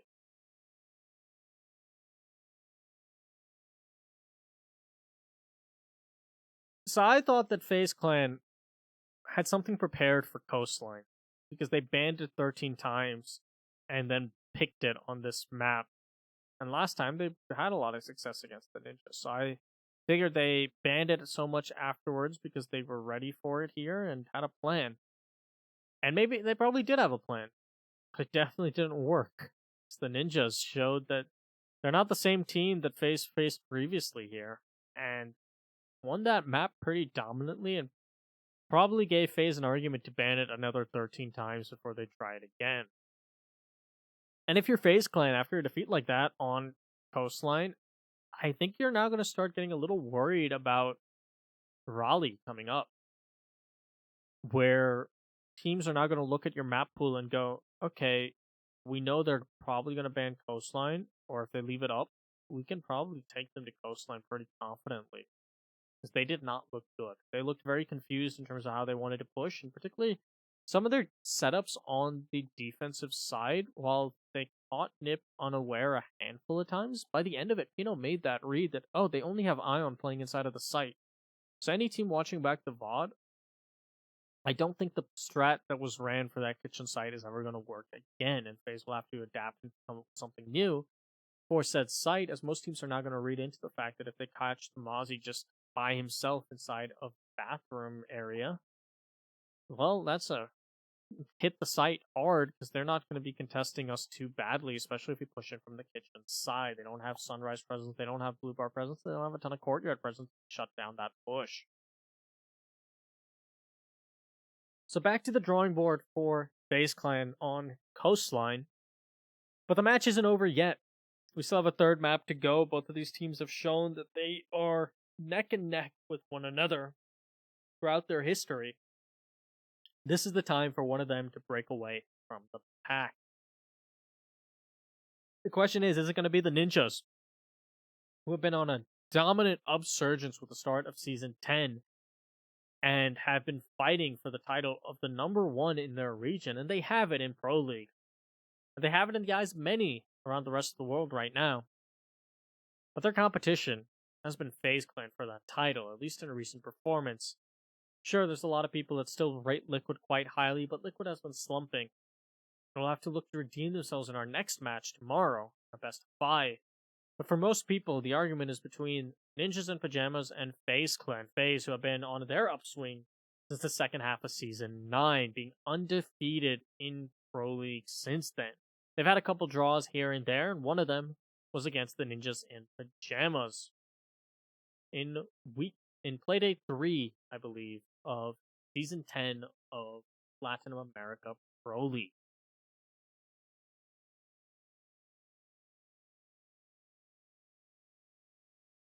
The question really becomes, can one of them break the trend? For those of you just tuning in, I talked about earlier, when you look at Faze Clan and their performance against Ninjas in Pyjamas in BR6 and Pro League only, discounting some of the stuff like the 6 invitational groups and possible matches they've had elsewhere in qualifiers or the like, although I don't think they've had to face off in a single qualifier, as NIP didn't attempt to qualify for the Allied Minor through the LATAM qualifier. I think they were one of the invited teams. And Faze did attempt, and Faze hasn't had to try and qualify for either the invite or for Paris or for Raleigh. So if you look in just their Pro League and BR6 performances, these teams have been directly tied in terms of map and match count. Both teams have shown themselves to be extremely adept with going toe-to-toe with one another, and we're going to be getting on to this final match here on Villa. Villa, I believe, was another one of the maps that Faze Clan beat NIP on pretty soundly, and Faze are going to have to play without the Hibana, as Ninjas in Pyjamas will elect, as that's going to be their opening ban. That's going to make impact tricking a lot more dangerous, and both these teams have shown themselves to be quite effective at impact tricking, as you can't just Hibana the very bottom portion of some of these walls to deny the impact trick. Faze Clan, finally pulling up Black Dragons, are going to say that Julio on the Dokkaebi is too much. We don't want to deal with it, especially on a map like Villa, where it's going to be so effective at clearing out our roamers. Let's get it off the picture. So the attack bans, both definitely targeted against either certain players or certain strategies. And the defensive bans, I think, are still going to be Mira and Echo. Faze and NIP don't really change it up that much when they face off against one another, and there is that Mira ban from Faze, and I'd be very surprised if it wasn't an Echo ban from the Ninjas. And they picked their ban immediately, so there it is. There's that Echo ban. So the attacking bans are going to hamper certain types of approaches, make impact tricking a lot more successful, and cause teams to rely a lot more on Thermite or possibly running the Maverick here on Villa. And the I almost said Julio ban, because that's what the Dokkaebi ban is. It's a ban targeted directly against Julia.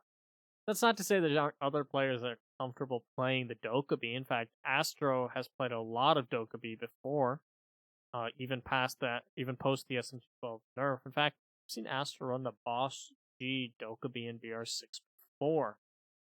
It was on Consulate, and it was a peculiar choice, but hey, Faze Clan, they like to make some peculiar choices. The 6-pick from the Valk to the Mozzie is going to make that the IQ, while still effective at catching out those pests and possible drones, and of course being able to vertically clear ADSs and goo mines, isn't going to have to worry so much about jump outs and run outs by a Valkyrie cam. Psycho's going to have a bit more freedom and a better gun on the Mozzie and also deny a lot of intel, but he's not going to have the same amount of intel himself. You can see Kamikaze shotgunning out the floor so that no thermite charges can be placed there to deny the impact tricking. And you can see right away why Ninjas in Pyjamas went for the Hibana ban. They definitely want to focus on some impact tricking. I'm sure we're going to see at least Kamikaze, if not also Julio, having impact tricks available to them to deny the attempts to open up the study walls. Psycho on this lower floor roam is going to be a threat that the Faze clan members of Faze clan will have to deal with, considering he has that Nitro Cell in play, and the Mozzie pests are going to make it a lot harder to clear him out. Mav entering in from this barrel entrance that doesn't see a lot of play. Not for any reason in particular, just that a lot of attackers don't feel comfortable entering the basement because of the fact that defense can be nestled in so many corners and utilize it as their rotates. A Jackal, of course, is probably one of the most comfortable operators to do so because he can spot out any footprints. And you can actually see the Twitch coming in handy at taking out those evil eyes.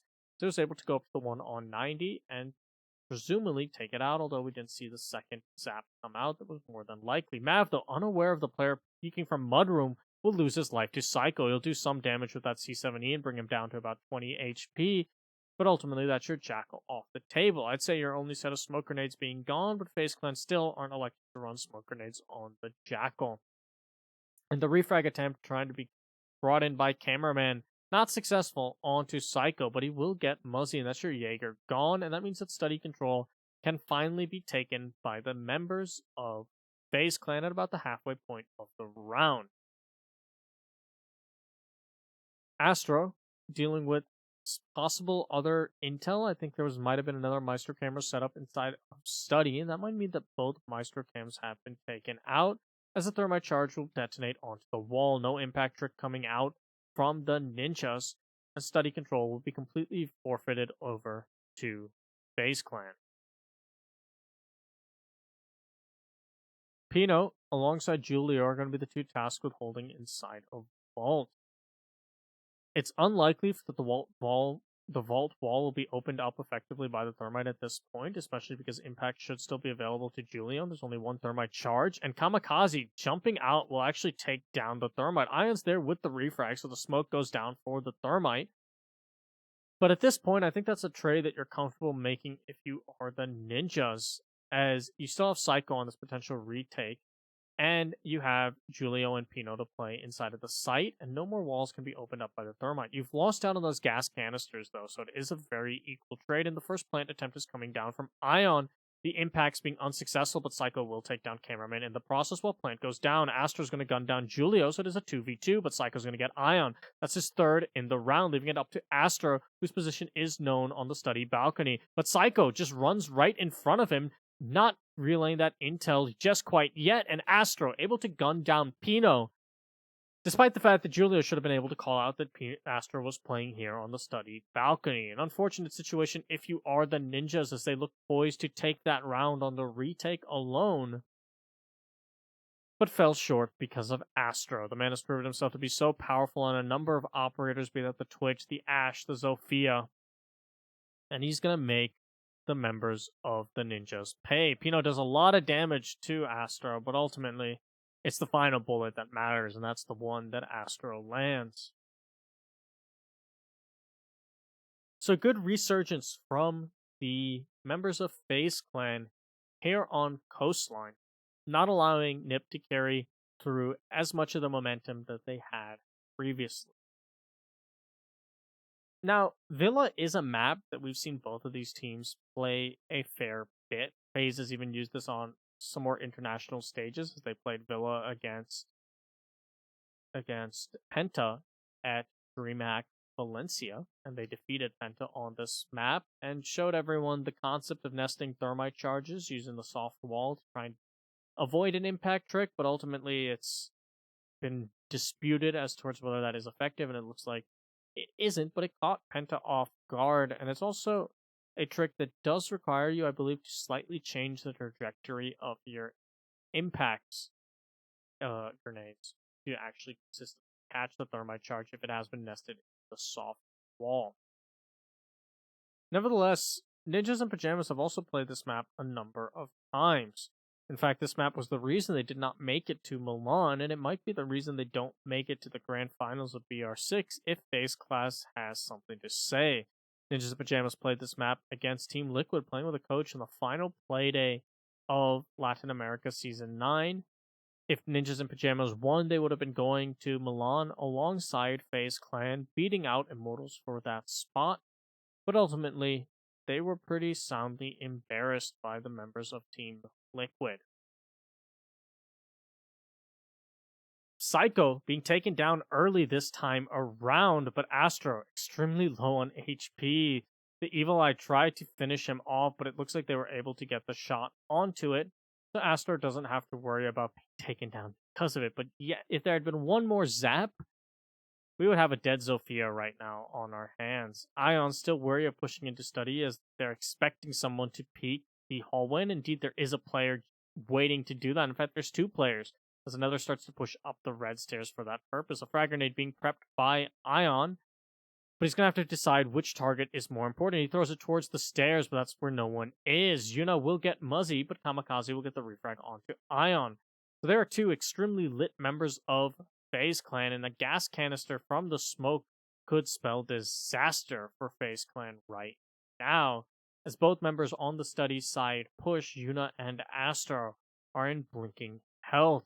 Yuna's going to start attempting the plant as Julia will finish off what little was left of Astro, but it's going to actually have to fall off of the plant as a result because he knows Yuna can get the angle. The thermite will be down by Kamikaze, but Cameraman will come in to finish that kill off, but Julio is there to finish off Kamikaze, leaving it all up to Mav. He can either try and pick up his teammate of Yuna, but he's worried about the peek from the Legion. He's going to throw a frag grenade in that direction, but it's not going to matter. Julio's there with the kill, and the Ninjas in Pyjamas will rebound onto their second defense, winning out their first round here on Villa.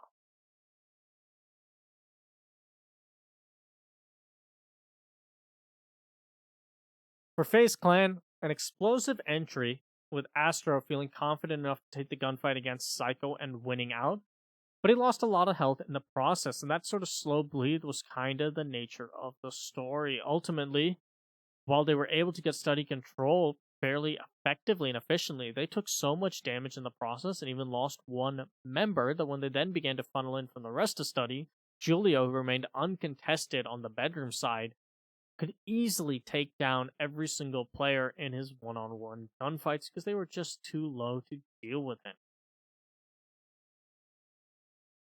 We'll see if Faze Clan are able to make any potential adaptations the second time they attack onto Aviator Games, but for now they're going to have to bring stuff for trophy statuary, as Nip will now get to go to their secondary bomb site. For Faze Clan, they have elected to run the Nomad this time around, hoping to stop the retakes that have been coming out from Ninjas and Pyjamas and lock down players into position once they have the map control they want. A good read, I would say, on the Nomad, because a lot of the Ninjas and Pyjamas' success so far has been on their ability to retake and push into portions of the map that Faze Clan thought they had better control over. That first round, while they lost it, Psycho still ultimately retook all of the map and just wasn't able to get the final kill onto Astro, and neither was Pino.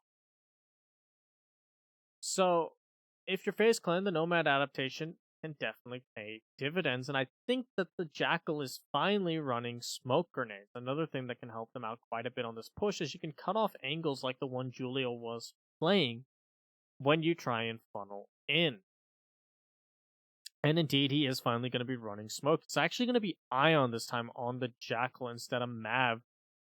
So maybe that's why they said, hey, Mav, just play Buck if you want a soft breach. Give Jackal to Ion. And that's become the plan. I'm sure the comms were different than that, but nevertheless, Faze Clan are going to have a lot more utility this time around when they want to attack the site. They still have a lot of soft destruction because they have the Buck available as well as the Zofia.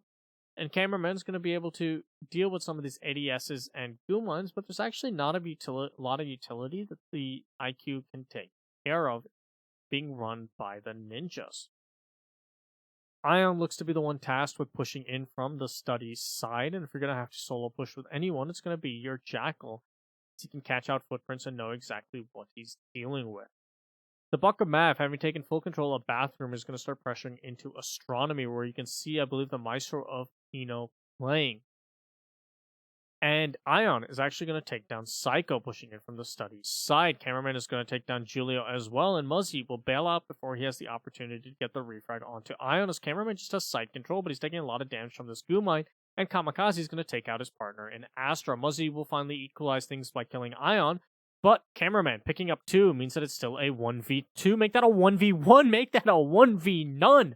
Muzzy, he can't be stopped. Pino and Muzzy clutching out so many rounds in this match and proving to everyone why they were picked up so soon by the Ninjas. You can see them excited. The young blood of the Ninjas and Pyjamas finally growing out of their rookie season, going into season 10. They have been so impactful. They have been so powerful. Muzzy just gunning them all down with that 416 carbine, shot after shot. Cameraman never stood a chance as he funneled in from Astro. Beautiful, beautiful play by the Jaeger. And that's going to be the Ninjas in Pyjamas taking their first lead here on Villa. If you're FaZe Clan, that's another round that slipped from your fingers, and there's been a number of them in this match. Of course, there's been a number of rounds they've stolen as well. But you can't let that get to you. You can see the excitement and the jubilance on the side of the Ninjas, and we saw FaZe Clan have that same excitement and jubilance earlier on when they won on Border. But if they let their mental state get them too much, Villa is a map that can quickly spiral into what looks to be a unsurmountable task. And the best teams are the teams that have been able to surmount said mountain. We've seen teams like Rec and Rogue pull back 1v5s, although I don't think a lot of people want to talk about that match, because that was indeed a match here on Villa, and there's been a number of other extreme comebacks on maps like Villa, but FaZe Clan doesn't want it to slip to that point. They had a good, strong start on their attacks, and they know that if they can just get to a comfortable position with their attacks here onto Villa, they can feel pretty confident going onto their defensive set.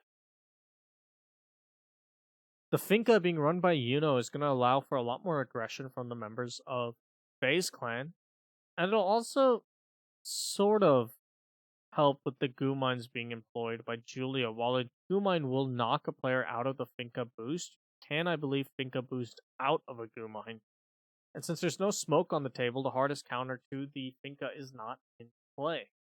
Cameraman, finding yet another kill onto Julio, is going to be trying to redeem himself after that 1v1. He did so much work previously, but ultimately it wasn't enough. He knows that he might be hunted here, as the Valkyrie of Psycho knows that there is a player nearby. He's going to eat a lot of damage from a player all the way over in Mudroom, so he won't be able to capitalize onto the potential free kill on a cameraman just focused on drones. Psycho will fall all the way back to the art studio and peeking outside to see if he can catch anyone pushing the main site door.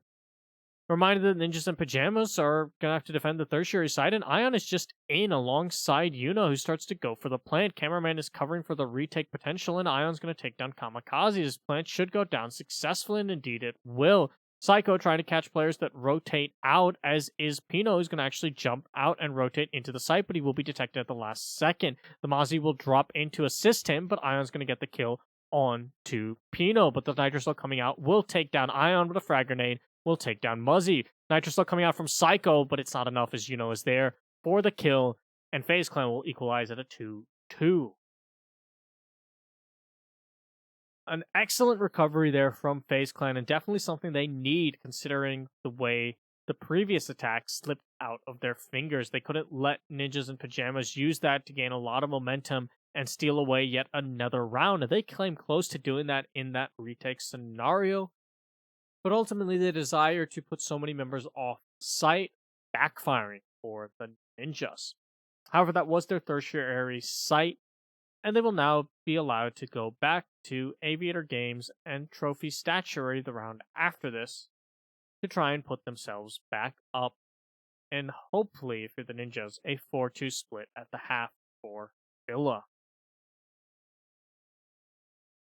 However, if you're FaZe Clan, you're not too concerned about a 4-2. It's almost the expected outcome on Villa, knowing that the defense has an edge on newer maps in general, and so far that has played true in most matches of Villa. We'll discount some of them. Basically, when Rec plays, it seems to be attacker favorite because SSG versus Rec was also attack winning everything for both those sides. But most of the time, Villa has been at least somewhat balanced defensively, although I feel in recent times, although I don't have the stats to back it up, it has gone to a bit more of an even split. A 4-2 disadvantage on Villa isn't the worst thing in the world if you are Faze Clan.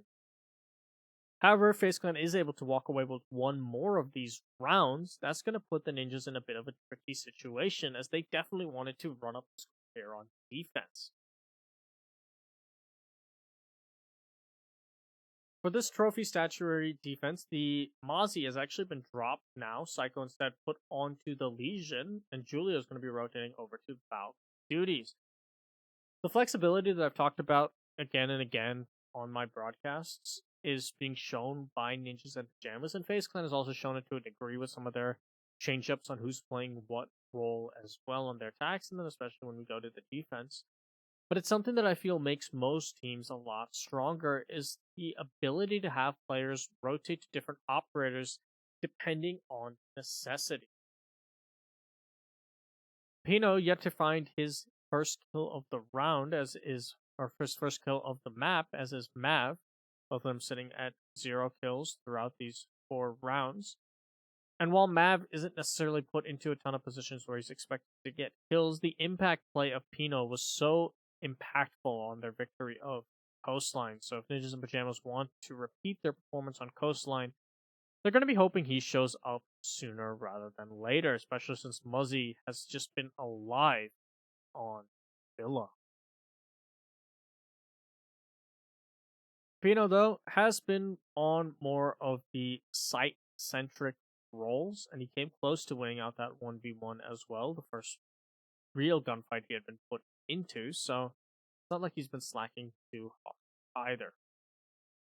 Cameraman and Muzzy will exchange some bullets, with Cameraman walking away on top in that engagement, as Muzzy falls to about half HP, while Cameraman still has around 70% of his health.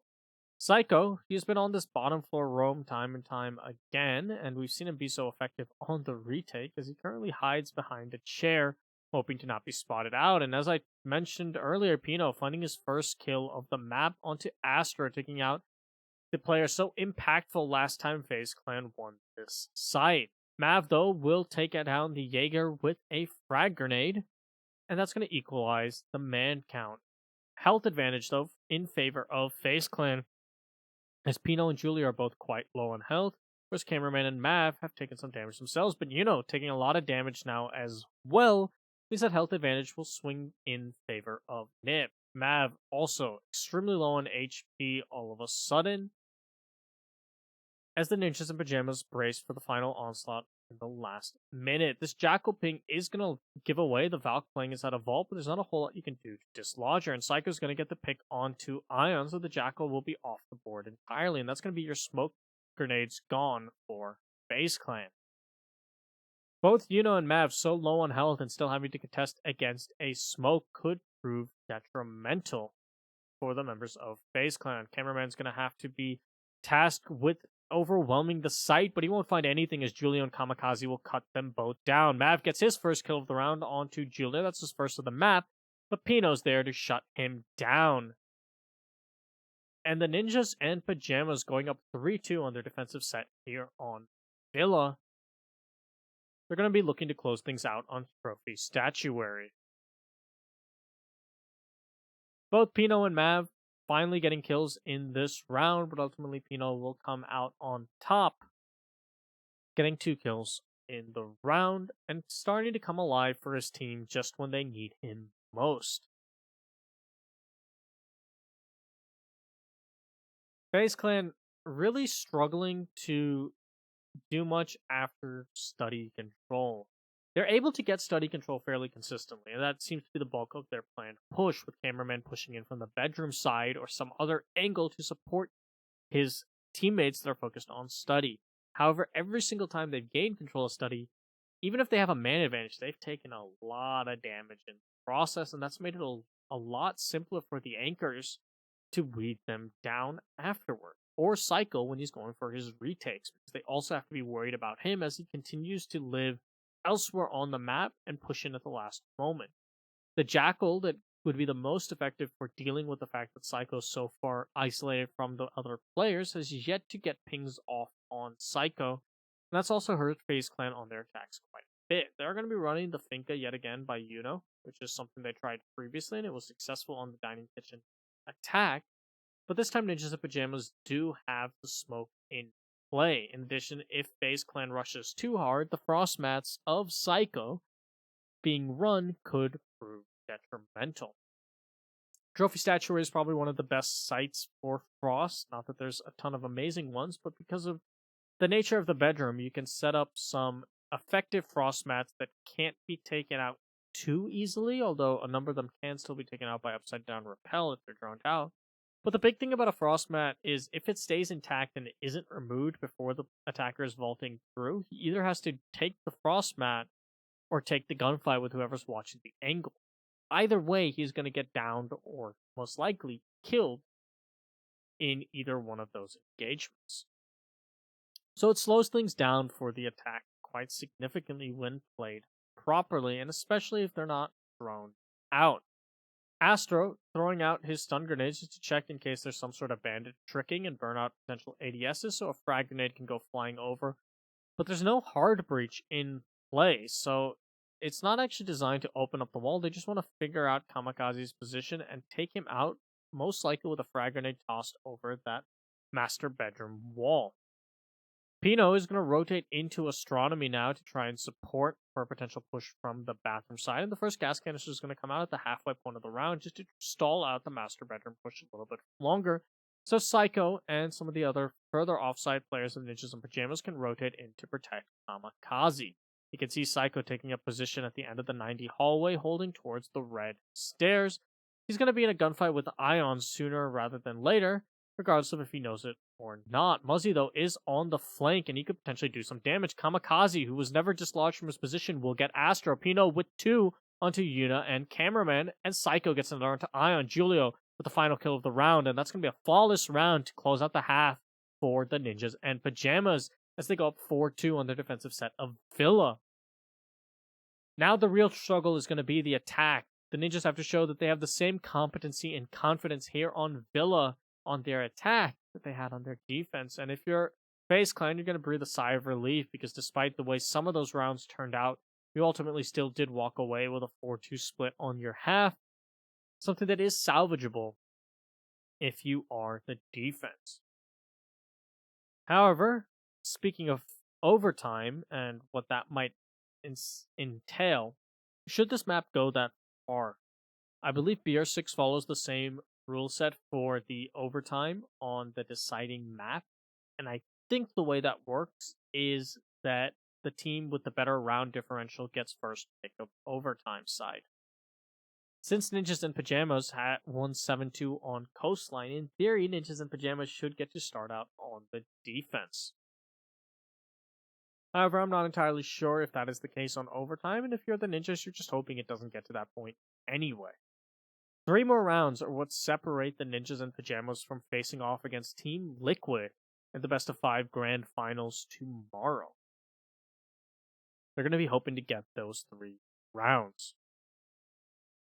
But FaZe Clan, they are the current reigning BR6 champions. They won in 2018. They want to win the first full year-long season of BR6 and take that title away from NIP or Liquid, who are going to be gunning for it themselves. It's fitting that the traditional top 3 teams of Latin America are the ones in this contest in the final 2 days of BR6. And both of these teams, the gold, I think, means a lot. For Team Liquid, if we fast forward to them, this is their best shot of getting gold since is till probably the 6th invitation. They're not out of Japan yet, but it's looking very unlikely with the current standings in Pro League. And they're going to have to rely on FaZe, NIP, or INTZ really tripping up in order to take it from them. And that means that since they're not in Raleigh, they don't want to have to wait all the way till February to get the silverware that they want, get the gold.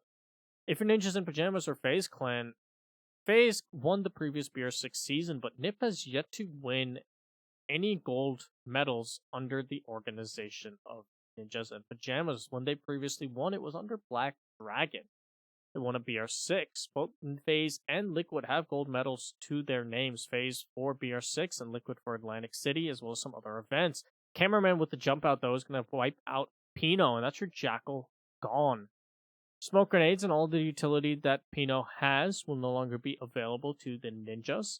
And they're also going to lose out on his gunning prowess that we've seen him be so instrumental on previously. Kamikaze, though, will return the favor to Astro, and another impact player removed on the side of Faze Clan this time around. We've seen how detrimental Astro can be in round after round, but he won't be in that situation this time. Julia will catch Mav trying to retreat out of study, and man advantage will go in favor of the Ninjas. And Julio with his second onto Yuna, the Maestro trying to challenge that angle and losing to the FAMAS. The Alda and the FAMAS, probably the two most fearsome guns in the game right now, and right now the FAMAS is reigning supreme as Julio looks to get yet another. Cameraman is wisely going to fall out and away from study, but Julio's going to read his return to sight and gun him down. Ion, though, is going to get one onto Kamikaze, but Muzzy's there to gun down the smoke.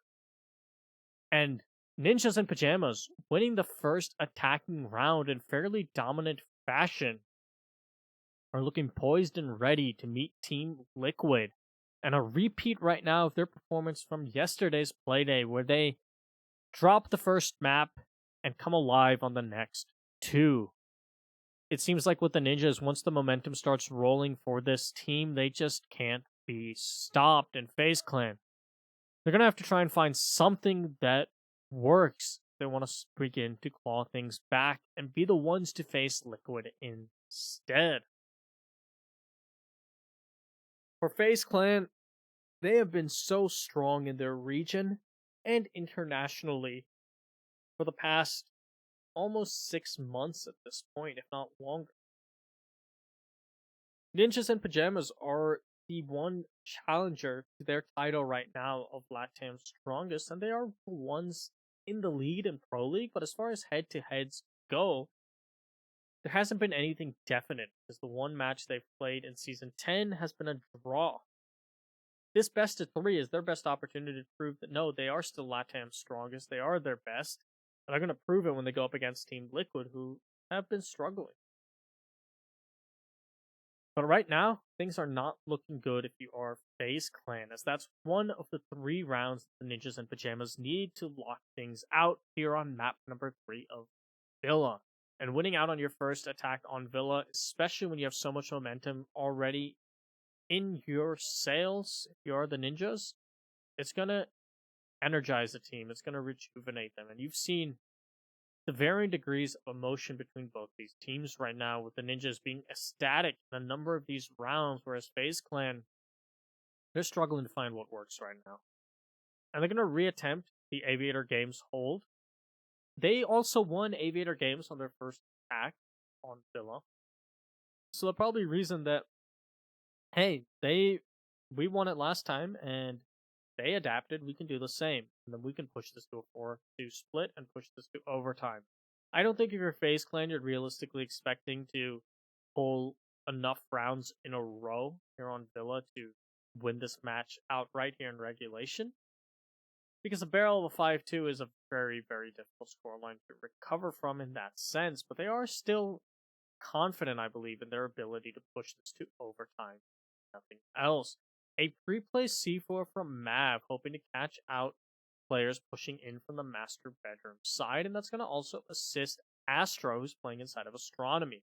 It's most likely that Astro will give the call on when to detonate the C4 when he starts to get pressured. But right now, it doesn't look like there's anyone from the Ninjas focused on him. And he's actually going to fall all the way back down to the basement and rotate away.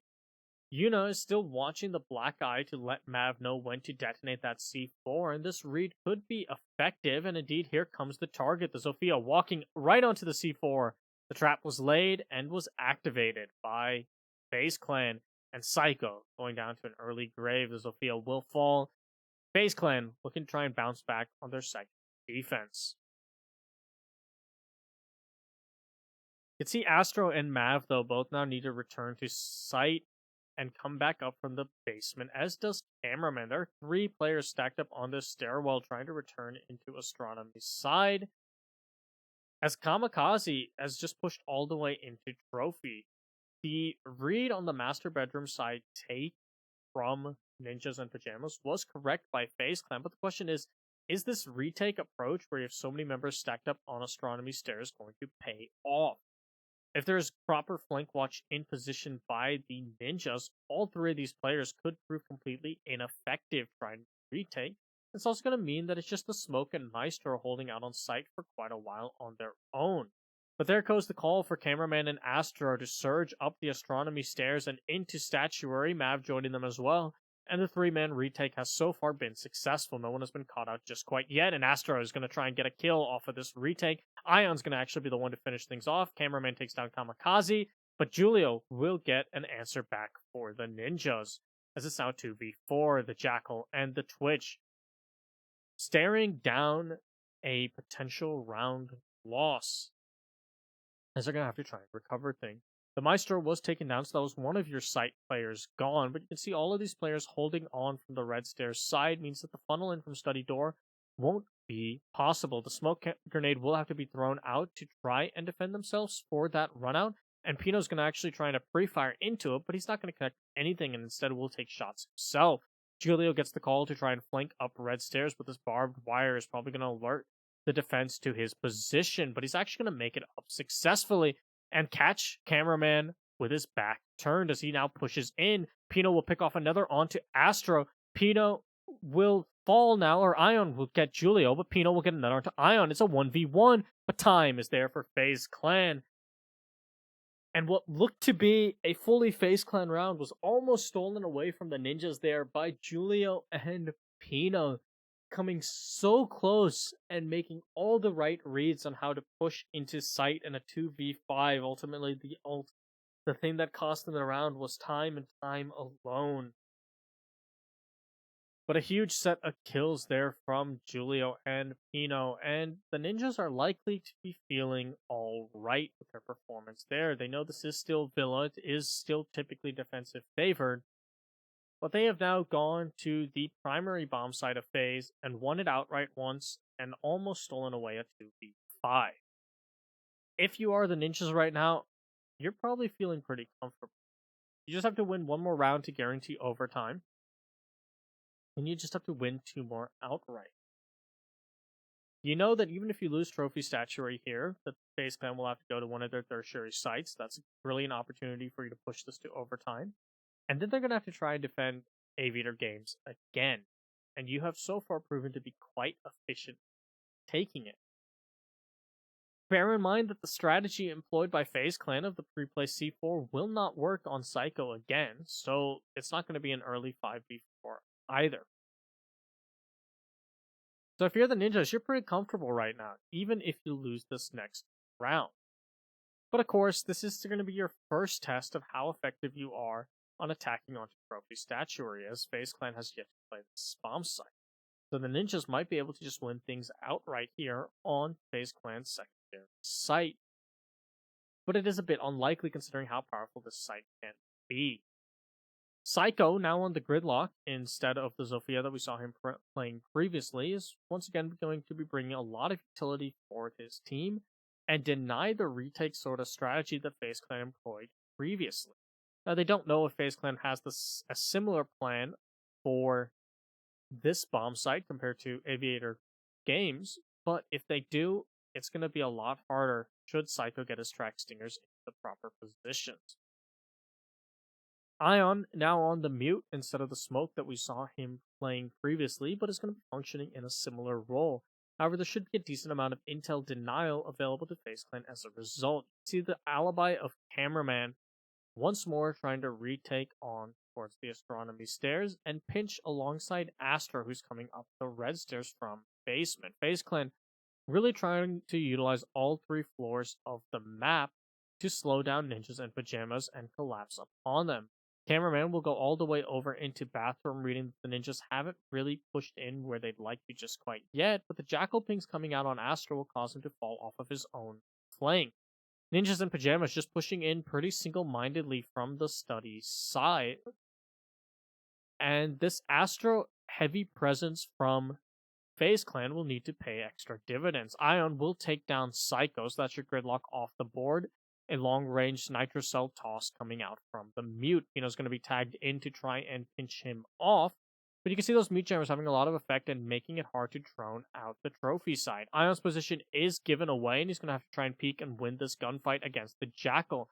But Yuna's going to actually tag in and be the one that wins out against the Jackal, so Ion getting good support from his teammates there, as Julio's brought extremely low on health as well, but he'll still win out the gunfight against Cameraman. However, the Nomad will be down and finished off by Yuna, and Kamikaze trying to make something happen will do a lot of damage and down Mav, and finished off by Julio. So it is still a 2v3. Two players extremely low on health in this gunfight, or in this match. Julio trying to catch someone unawares with this little peek hold, but Astro will actually take down Kamikaze, but Julio's peek hold will pay dividends as he takes down Astro, but he's got a 1v2 to work out of and next to no health.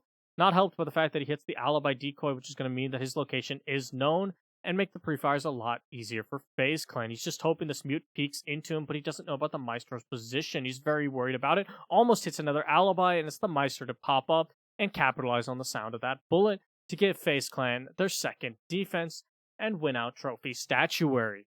That's going to be a 5-4 right now. The Ninjas in Pajamas are still leading, but like I said before, this means the Faze Clan has to go to the tertiary bomb site, making it very likely for the Ninjas to push us to match point. After that, it will be Aviator Games that Faze Clan will have to rely on. And Aviator Games, they've won once, but it was extremely close, and they lost the first time. So, if you're the Ninjas, I think you're still in a comfortable position, and really for Faze Clan, it comes down to how strong is their tertiary bomb site. We haven't gotten to see it yet. This will be their first time going there. And it might prove to be a better site for them than the other two sites they just played. Faze Clan might have some strategies that just catch Ninjas completely off guard.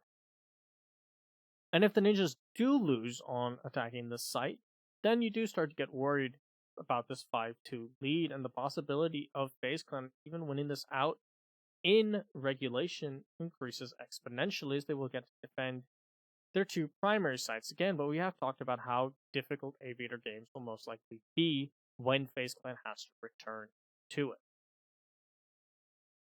Psycho, once again swapping out his operators and going to the IQ this time around, will be instrumental in dealing with a lot of the information that is available to members like Yuna.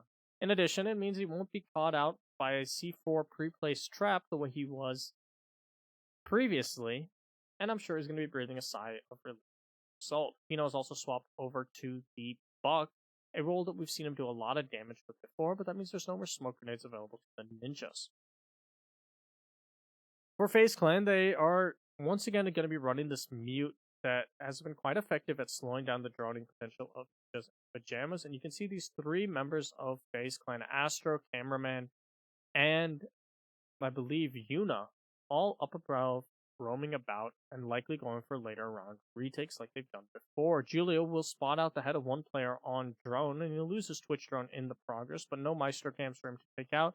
Means it's probably not too big of a deal, and that's going to actually prompt the player that was inside of the bedroom to fall back.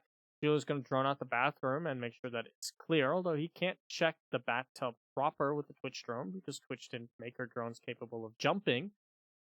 And that's been to the joy of deployable shields everywhere. The black eye being spotted out by Julio means that that's going to be some intel lost for Yuna, and he won't know exactly when he's going to start getting pressured as a result. Twitch drone coming out will be shot and taken care of, so Nip has now lost both of their Twitch drones as they now begin to work on this top floor clear. Their first target is definitely going to be the Valkyrie of Yuna inside of Astronomy, and she's going to actually completely bail out. Yuna falling back, realizing that that wasn't the position he wants to be in, as Mav continues to have a shotgun train onto the main entrance into the door from the washing room side. As that's where Kamikaze is going to go, and hopefully open up this wall, but he is worried about a potential peek out by the Mute. And you can see the Mute prepping to throw out a C4. If Kamikaze is caught unawares, he could be taken out quite effectively by the Mute. The C4 goes flying out, and it will deny the Thermite charge at the very least, but it won't do any damage to any players. However, that Thermite charge being denied and the second C4 waiting in the hands of Yuna could make it quite hard for Ninjas in Pyjamas to assault this site, especially as time continues to whittle down and they have yet to find their opening kill. Pino trying to apply vertical pressure with the Buck, and so far not having anything gifted to him. None of the defenders from Faze clan are in any position for the Buck to deal with, and Mav's going to get the kill onto Kamikaze as he rotates away, dropping down below, and Yuna will take down Psycho, and all of a sudden it's looking extremely good for Faze clan to win out this round. There's just only 18 seconds remaining. And that's going to just get even better as Astro takes down Muzzy. It's a 2v5 for Julio and Pino yet again. Julio will get the first kill for the Ninjas, but Pino will be taken down by Ion as he tries to vault in and join his teammate, and Ion's there with a shotgun to take down Julio. Faze clan will equalize a 5v5, winning out on the tertiary bomb site. And all of a sudden, Ninjas in Pyjamas have lost every ounce of momentum that they had. And you can see the jubilation they had before. It's starting to fade. And as I was saying, this puts you in a difficult spot if you are Ninjas in Pyjamas. Yes, you get to attack Aviator Games, which, if you had the momentum and the confidence and you were attacking it on match point, I feel a lot more comfortable on if I'm Ninjas in Pyjamas. But now that you've lost that momentum, you know that you're still attacking their primary bomb site. You know you can take it, and it is definitely a doable site. But if you don't, you have to contest with Trophy Statuary, which look a lot stronger for Faze Clan than their Aviator game. One of these teams will hit match point here on the final map and hit series point first. The question is, which team? And Aviator Games is going to be the battleground that will determine that outcome. Faze Clan running the dock this time around on Mav is going to allow them to test a lot more further spread back angles, and it's likely the dock is going to be playing inside of 90. That's the position he did play previously. You can see him setting up a bulletproof camera to assist himself in that endeavor. Psycho swapping back over to the Zofia is going to give him a lot of potency, but he hasn't been as successful as I'm sure he'd like. It's actually been Julio carving a path through Faze Clan right now, sitting at 14 kills and having the most kills in the entire lobby. Meanwhile, for Faze Clan, Ion is the only member to hit double digits at 10 kills and is the next highest in the lobby.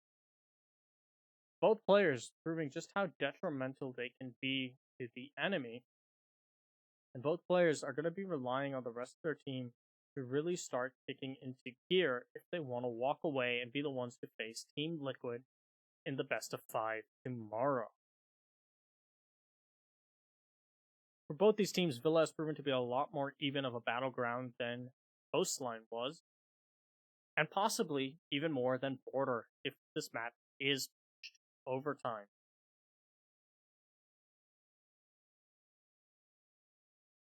Julio starting out by once again droning with his Twitch drone. He's going to catch Astro looking, and Pino's actually going to get the first kill of the round onto Mav, a frag grenade going soaring out to take down the dock. Astro takes a lot of damage in the process as well, sitting at half health. And Julio just hoping that Astro still has his back turned here on the astronomy stairs. But Astro has actually completely fallen off of that position and ran elsewhere. Julio gets that call, it appears, and he's going to be waiting to try and catch Astro on his retake. Ninjas in Pyjamas reading into the strategies that Faze Clan has been employing that have been so retake-centric, and the question is that enough for them to capitalize on? Astro knows that Study is not being contested one bit, so he's able to actually rotate all the way back into sight, but Kamikaze will drone that out and start to push in from 90, where they previously cleared out the dock. Ninjas in Pyjamas seem to be more focused on a 90 side push this time around compared to their previous pushes from Study, but the drone hole being abused by Yuna will take down the Thermite before he has an opportunity to open up the vault door. That is a huge pick for the Maestro, and the Thermite just being unawares of that drone hole will cost his team dearly. Astro still inside of study. It's going to be another point of contention that the ninjas will have to work their way through if they want to even begin to push the site, and they've only got about 40 seconds left to do so, and no hard breach available. Astro will take down Julio, but Muzzy will get Ion. He'll be refragged by Cameraman, so we'll stay at a 2v3. Things are looking good for FaZe Clan to push us to match point first, as Pino and Psycho will be next on deck. And Astro knows exactly where they're funneling in from, but he's not able to connect any shots. Psycho will take down Yuno as they rush into the site, and both players of FaZe Clan are now off-site, but the Cameraman, guarding the diffuser, is getting all the pings on Psycho's ingress, and he'll win out. Sorry, that was Pino, and that's the buck down. It's all up to Psycho in a 1v2 to try and push his team to match point first, and he's going to fall at the hands of Cameraman, utilizing the cameras to get all of the intel he needs, and FaZe Clan pulling back the 4 rounds in a row for being down 5-2 to push us to map and series point. Can the ninjas rebound now that they have to attack Trophy Statuary, the one site that they struggled with the most? Or is that enough wind in the sails of FaZe Clan to get them to triumph over their competition and in the ninjas and settle this rivalry, at least for now, the win in their scoreboard? All hope is not yet lost for FaZe or for the ninjas, as they have looked decently close in a number of these rounds, but unfortunately for them, Trophy Statuary wasn't really one of them. As you saw Julio finding himself in an impossible situation at the end, and almost coming close, but ultimately close is only good in horseshoes and hand grenades, as the saying goes. The Nomad, being run by Muzzy yet again, is going to be focused on trying to deny this retake strategy, but so far FaZe Clan has had a lot of success with letting Astro, Cameraman, and Mav, or Yuna, depending on who is tasked with that job, really roam about the map freely and come back to support their site players in pivotal flanks. And so far, the ninjas haven't quite had an answer for it. They have come close on a number of these rounds, and they've actually done an excellent job of dislodging the site players on quite a few of those rounds, but they have not dislodged the roamers. And the roamers have been the name of the game if you are FaZe Clan so far. The unfortunate pick onto Kamikaze also dropped Diffuser in a position that Cameraman could contest quite efficiently, and that was a large part of why Ninjas and Pyjamas couldn't walk away with that round. And the big difference maker that makes is that was the round that they really needed to win. So again, that was onto the site that they had a lot more confidence attacking. Those are rough rounds to lose, especially like that, and the early successful frag grenade from Pino, and then to lose someone to a drone hole fire is going to dampen the moods of the ninjas. Meanwhile, FaZe Clan are knowing that they have stolen away round after round now, and they have all the momentum on their side. Mav and Cameraman were both contesting the bathroom, but it looks like they're both going to fall back to Astronomy, knowing that the player that's going to be trying to push them from the bathroom side could be detrimental quite soon. Astro, unable to see this Twitch drone due to some perspective differences, and Julio getting the first kill of the round onto a Cameraman retreating into master bedroom, and Julio picking off 2 as Mav tries to peek him from bathroom. He finds that his Twitch drone has been muted, so he won't be able to rely on that, but that's a third for Julio. He doesn't even need the drone as he takes down Astro. The Twitch not having taken a lick of damage so far and making this master bedroom push look easy. As the FAMAS tearing through opponent after opponent, Ion will be taken down by Kamikaze, and it's all up to Yuna as Pino's there to shut him down, and that's a flawless round from the ninjas to regain their momentum and push us to overtime here on Villa. What was promised to be a banger of a match has definitely proven to be so. And the question between which of these teams will prevail remains. Will it be the ninjas who showed so much dominance on Coastline, so much dominance in the opening rounds of this match? Or is it going to be FaZe Clan, who found new life after Coastline in the second half of this match and have continued to fight back and strike at the heart of Nip? We've got 3 rounds to figure that out, and Faze Clan will actually be the ones gifted with the defense. And considering how defensive favored Villa has been in this matchup, that is great if you are Faze Clan. They're going to go back to Trophy Statuary despite losing it just previously, realizing that Aviator Games has still been way closer for comfort than they'd like. Especially on the most recent attack onto Aviator Games, while they did win that out more handedly than some of their other Aviator Games defenses, if you look at pure man count, ultimately they are aware that they won that out because Yuna got a pick through a drone hole. And that is not something that's going to happen, let alone happen to the Thermite and drop Diffuser in 90 hallway again. And if it does, then Ninjas in Pyjamas are not the same Ninjas in Pyjamas you've been facing all match. Faze Clan knows that they're not going to gamble on such chances yet again, and they'll just rely on Aviator Games in case this comes down to the final round of overtime. Until then, they can play Trophy Statuary, which despite losing, they have looked better on. Hopefully, this time they'll also learn from their lesson and not feed the Twitch if you are indeed a Faze Clan fan. As Julio is going to be the hero of the hour, much like Pino was on the previous map.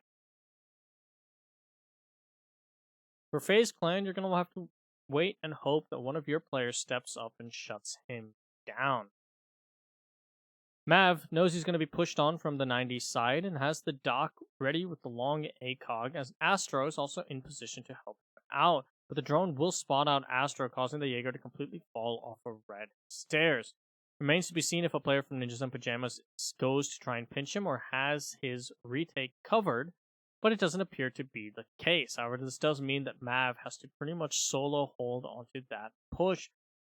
But Cameraman, now rotating up, will be tasked with trying to do some damage. So far, no drones seem to have caught his position, but one finally will. So the drone work from Ninjas in Pyjamas, while they're losing a lot of drones in the process, proving to be impactful in stopping this retake strategy, or at least delaying it for the time being, as now Cameraman will have to go up the astronomy stairs instead of any of the other ones, as that's the only one he has freedom to go up. But we're down to the final half of this round, and it's still a 5v5. Ninjas in Pyjamas has a lot of map control around the site, but nothing else going in their favor. It's going to start to be a utility dump here on Ion to try and remove the smoke from his position, or rather the mute, from his position, as Julio goes hunting for these roamers that will go for the retake. Pino looks to be rotating up to join the rest of his team, and Muzzy is also on this roam clear. Ninjas in Pyjamas very wary of these roamers they know will be trying to retake, and trying to set up their players in positions to punish them for it.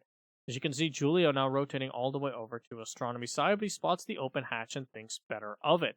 Mav jumping out onto the balcony has full control once again of master bedroom, but it doesn't look to be the focus of the Ninjas' take as they get down to the final 30 seconds. The only thing they really have going for them is the fact that there isn't a smoke on the table. But Muzzy will get the kill onto Cameraman, so that's your Valkyrie and one of your C4s gone. But still only 20 seconds left, and Yuna gets one onto Pino, and Ion will tag one onto Psycho. Astro another onto Muzzy, and Mav with another onto Kamikaze, leaving it all up to Julio, and he'll be gunned down by Astro. The Ninjas in Pyjamas just stalling out too much, hoping to get those early picks onto roamers that they had been droning out and deny their retake, but ultimately they were never in the right position at the right time, and every single one of those players on Faze Clan was able to fall back to site and wasted so much time. That's going to be Faze Clan putting themselves one round away from facing Team Liquid in the grand finals. But they now have to do what proved to be so difficult in the very beginning, and that's win an attack round against the Ninjas. They do still get the luxury of being able to defend after this round, but they're going to have to go back to Aviator Games. Or they can go to the tertiary site down in Dining. Either way, if you're Ninjas in Pyjamas, you'll feel more confident attacking those than Trophy Statue. The Finca yet again being run by Faze Clan, as they don't want to have trouble too much with Thermite, means that it's going to be a bit more of a funnel, but they have the power of that adrenaline surge at their fingertips. However, Smoke and Legion are both in play, they're going to hurt that Finka, but particularly the Smoke, who's such a hard counter to Finka. Legion at least goes a bit both ways, as you can boost out of a Goo Mine. Julio with an impressive 17 kills, but it's a bit more even over towards the FaZe Clan side, as Cameraman and Ion both have 11, followed by Astro and Yuna at 9 apiece. It's been a hotly contested match between the two, and Julio has been so impactful here on Villa, really wanting to try and get his team across the finish line and across to face Team Liquid. But Astro is going to make sure Julio won't be able to do anything. It looks like that was an attempted spawn peek from the Legion, and it did not work. Astro winning out on that gunfight, and that puts Ninjas in Pyjamas on the back foot here on what potentially is their final round. A difficult position to be in, especially so early on, but it is something that the Ninjas have shown themselves to be able to recover from before.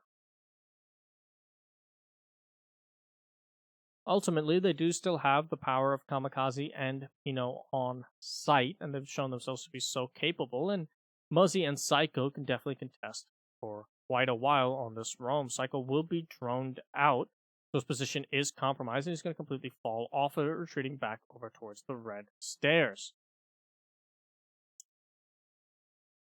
Psycho just trying to help out now his anchoring players, knowing that he's not going to get an early pick downstairs to try and equalize the man count.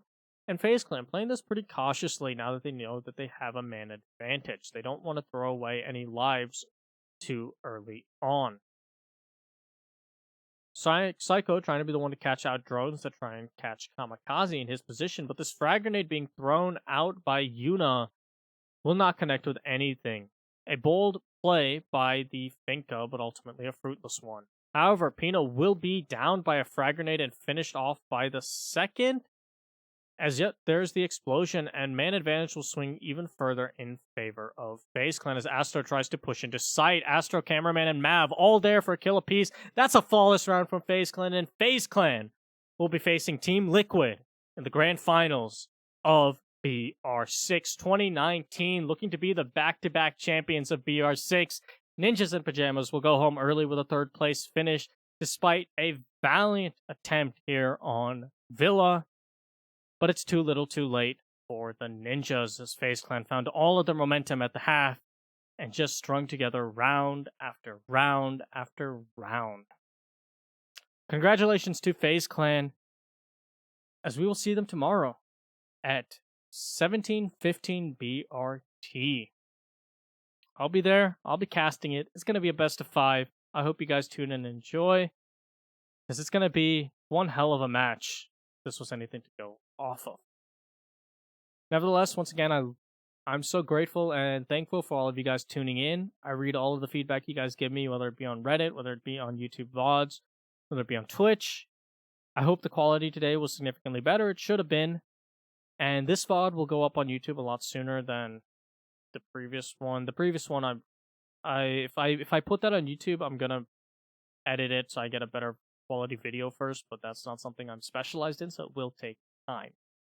But again, I do just want to thank you guys for all tuning in day in, day out. You guys are the reason I'm an affiliate now, and that's pretty cool. So thanks again. I hope you guys enjoyed, and I'll see you for one final game of BR6 tomorrow night. Till then, adios.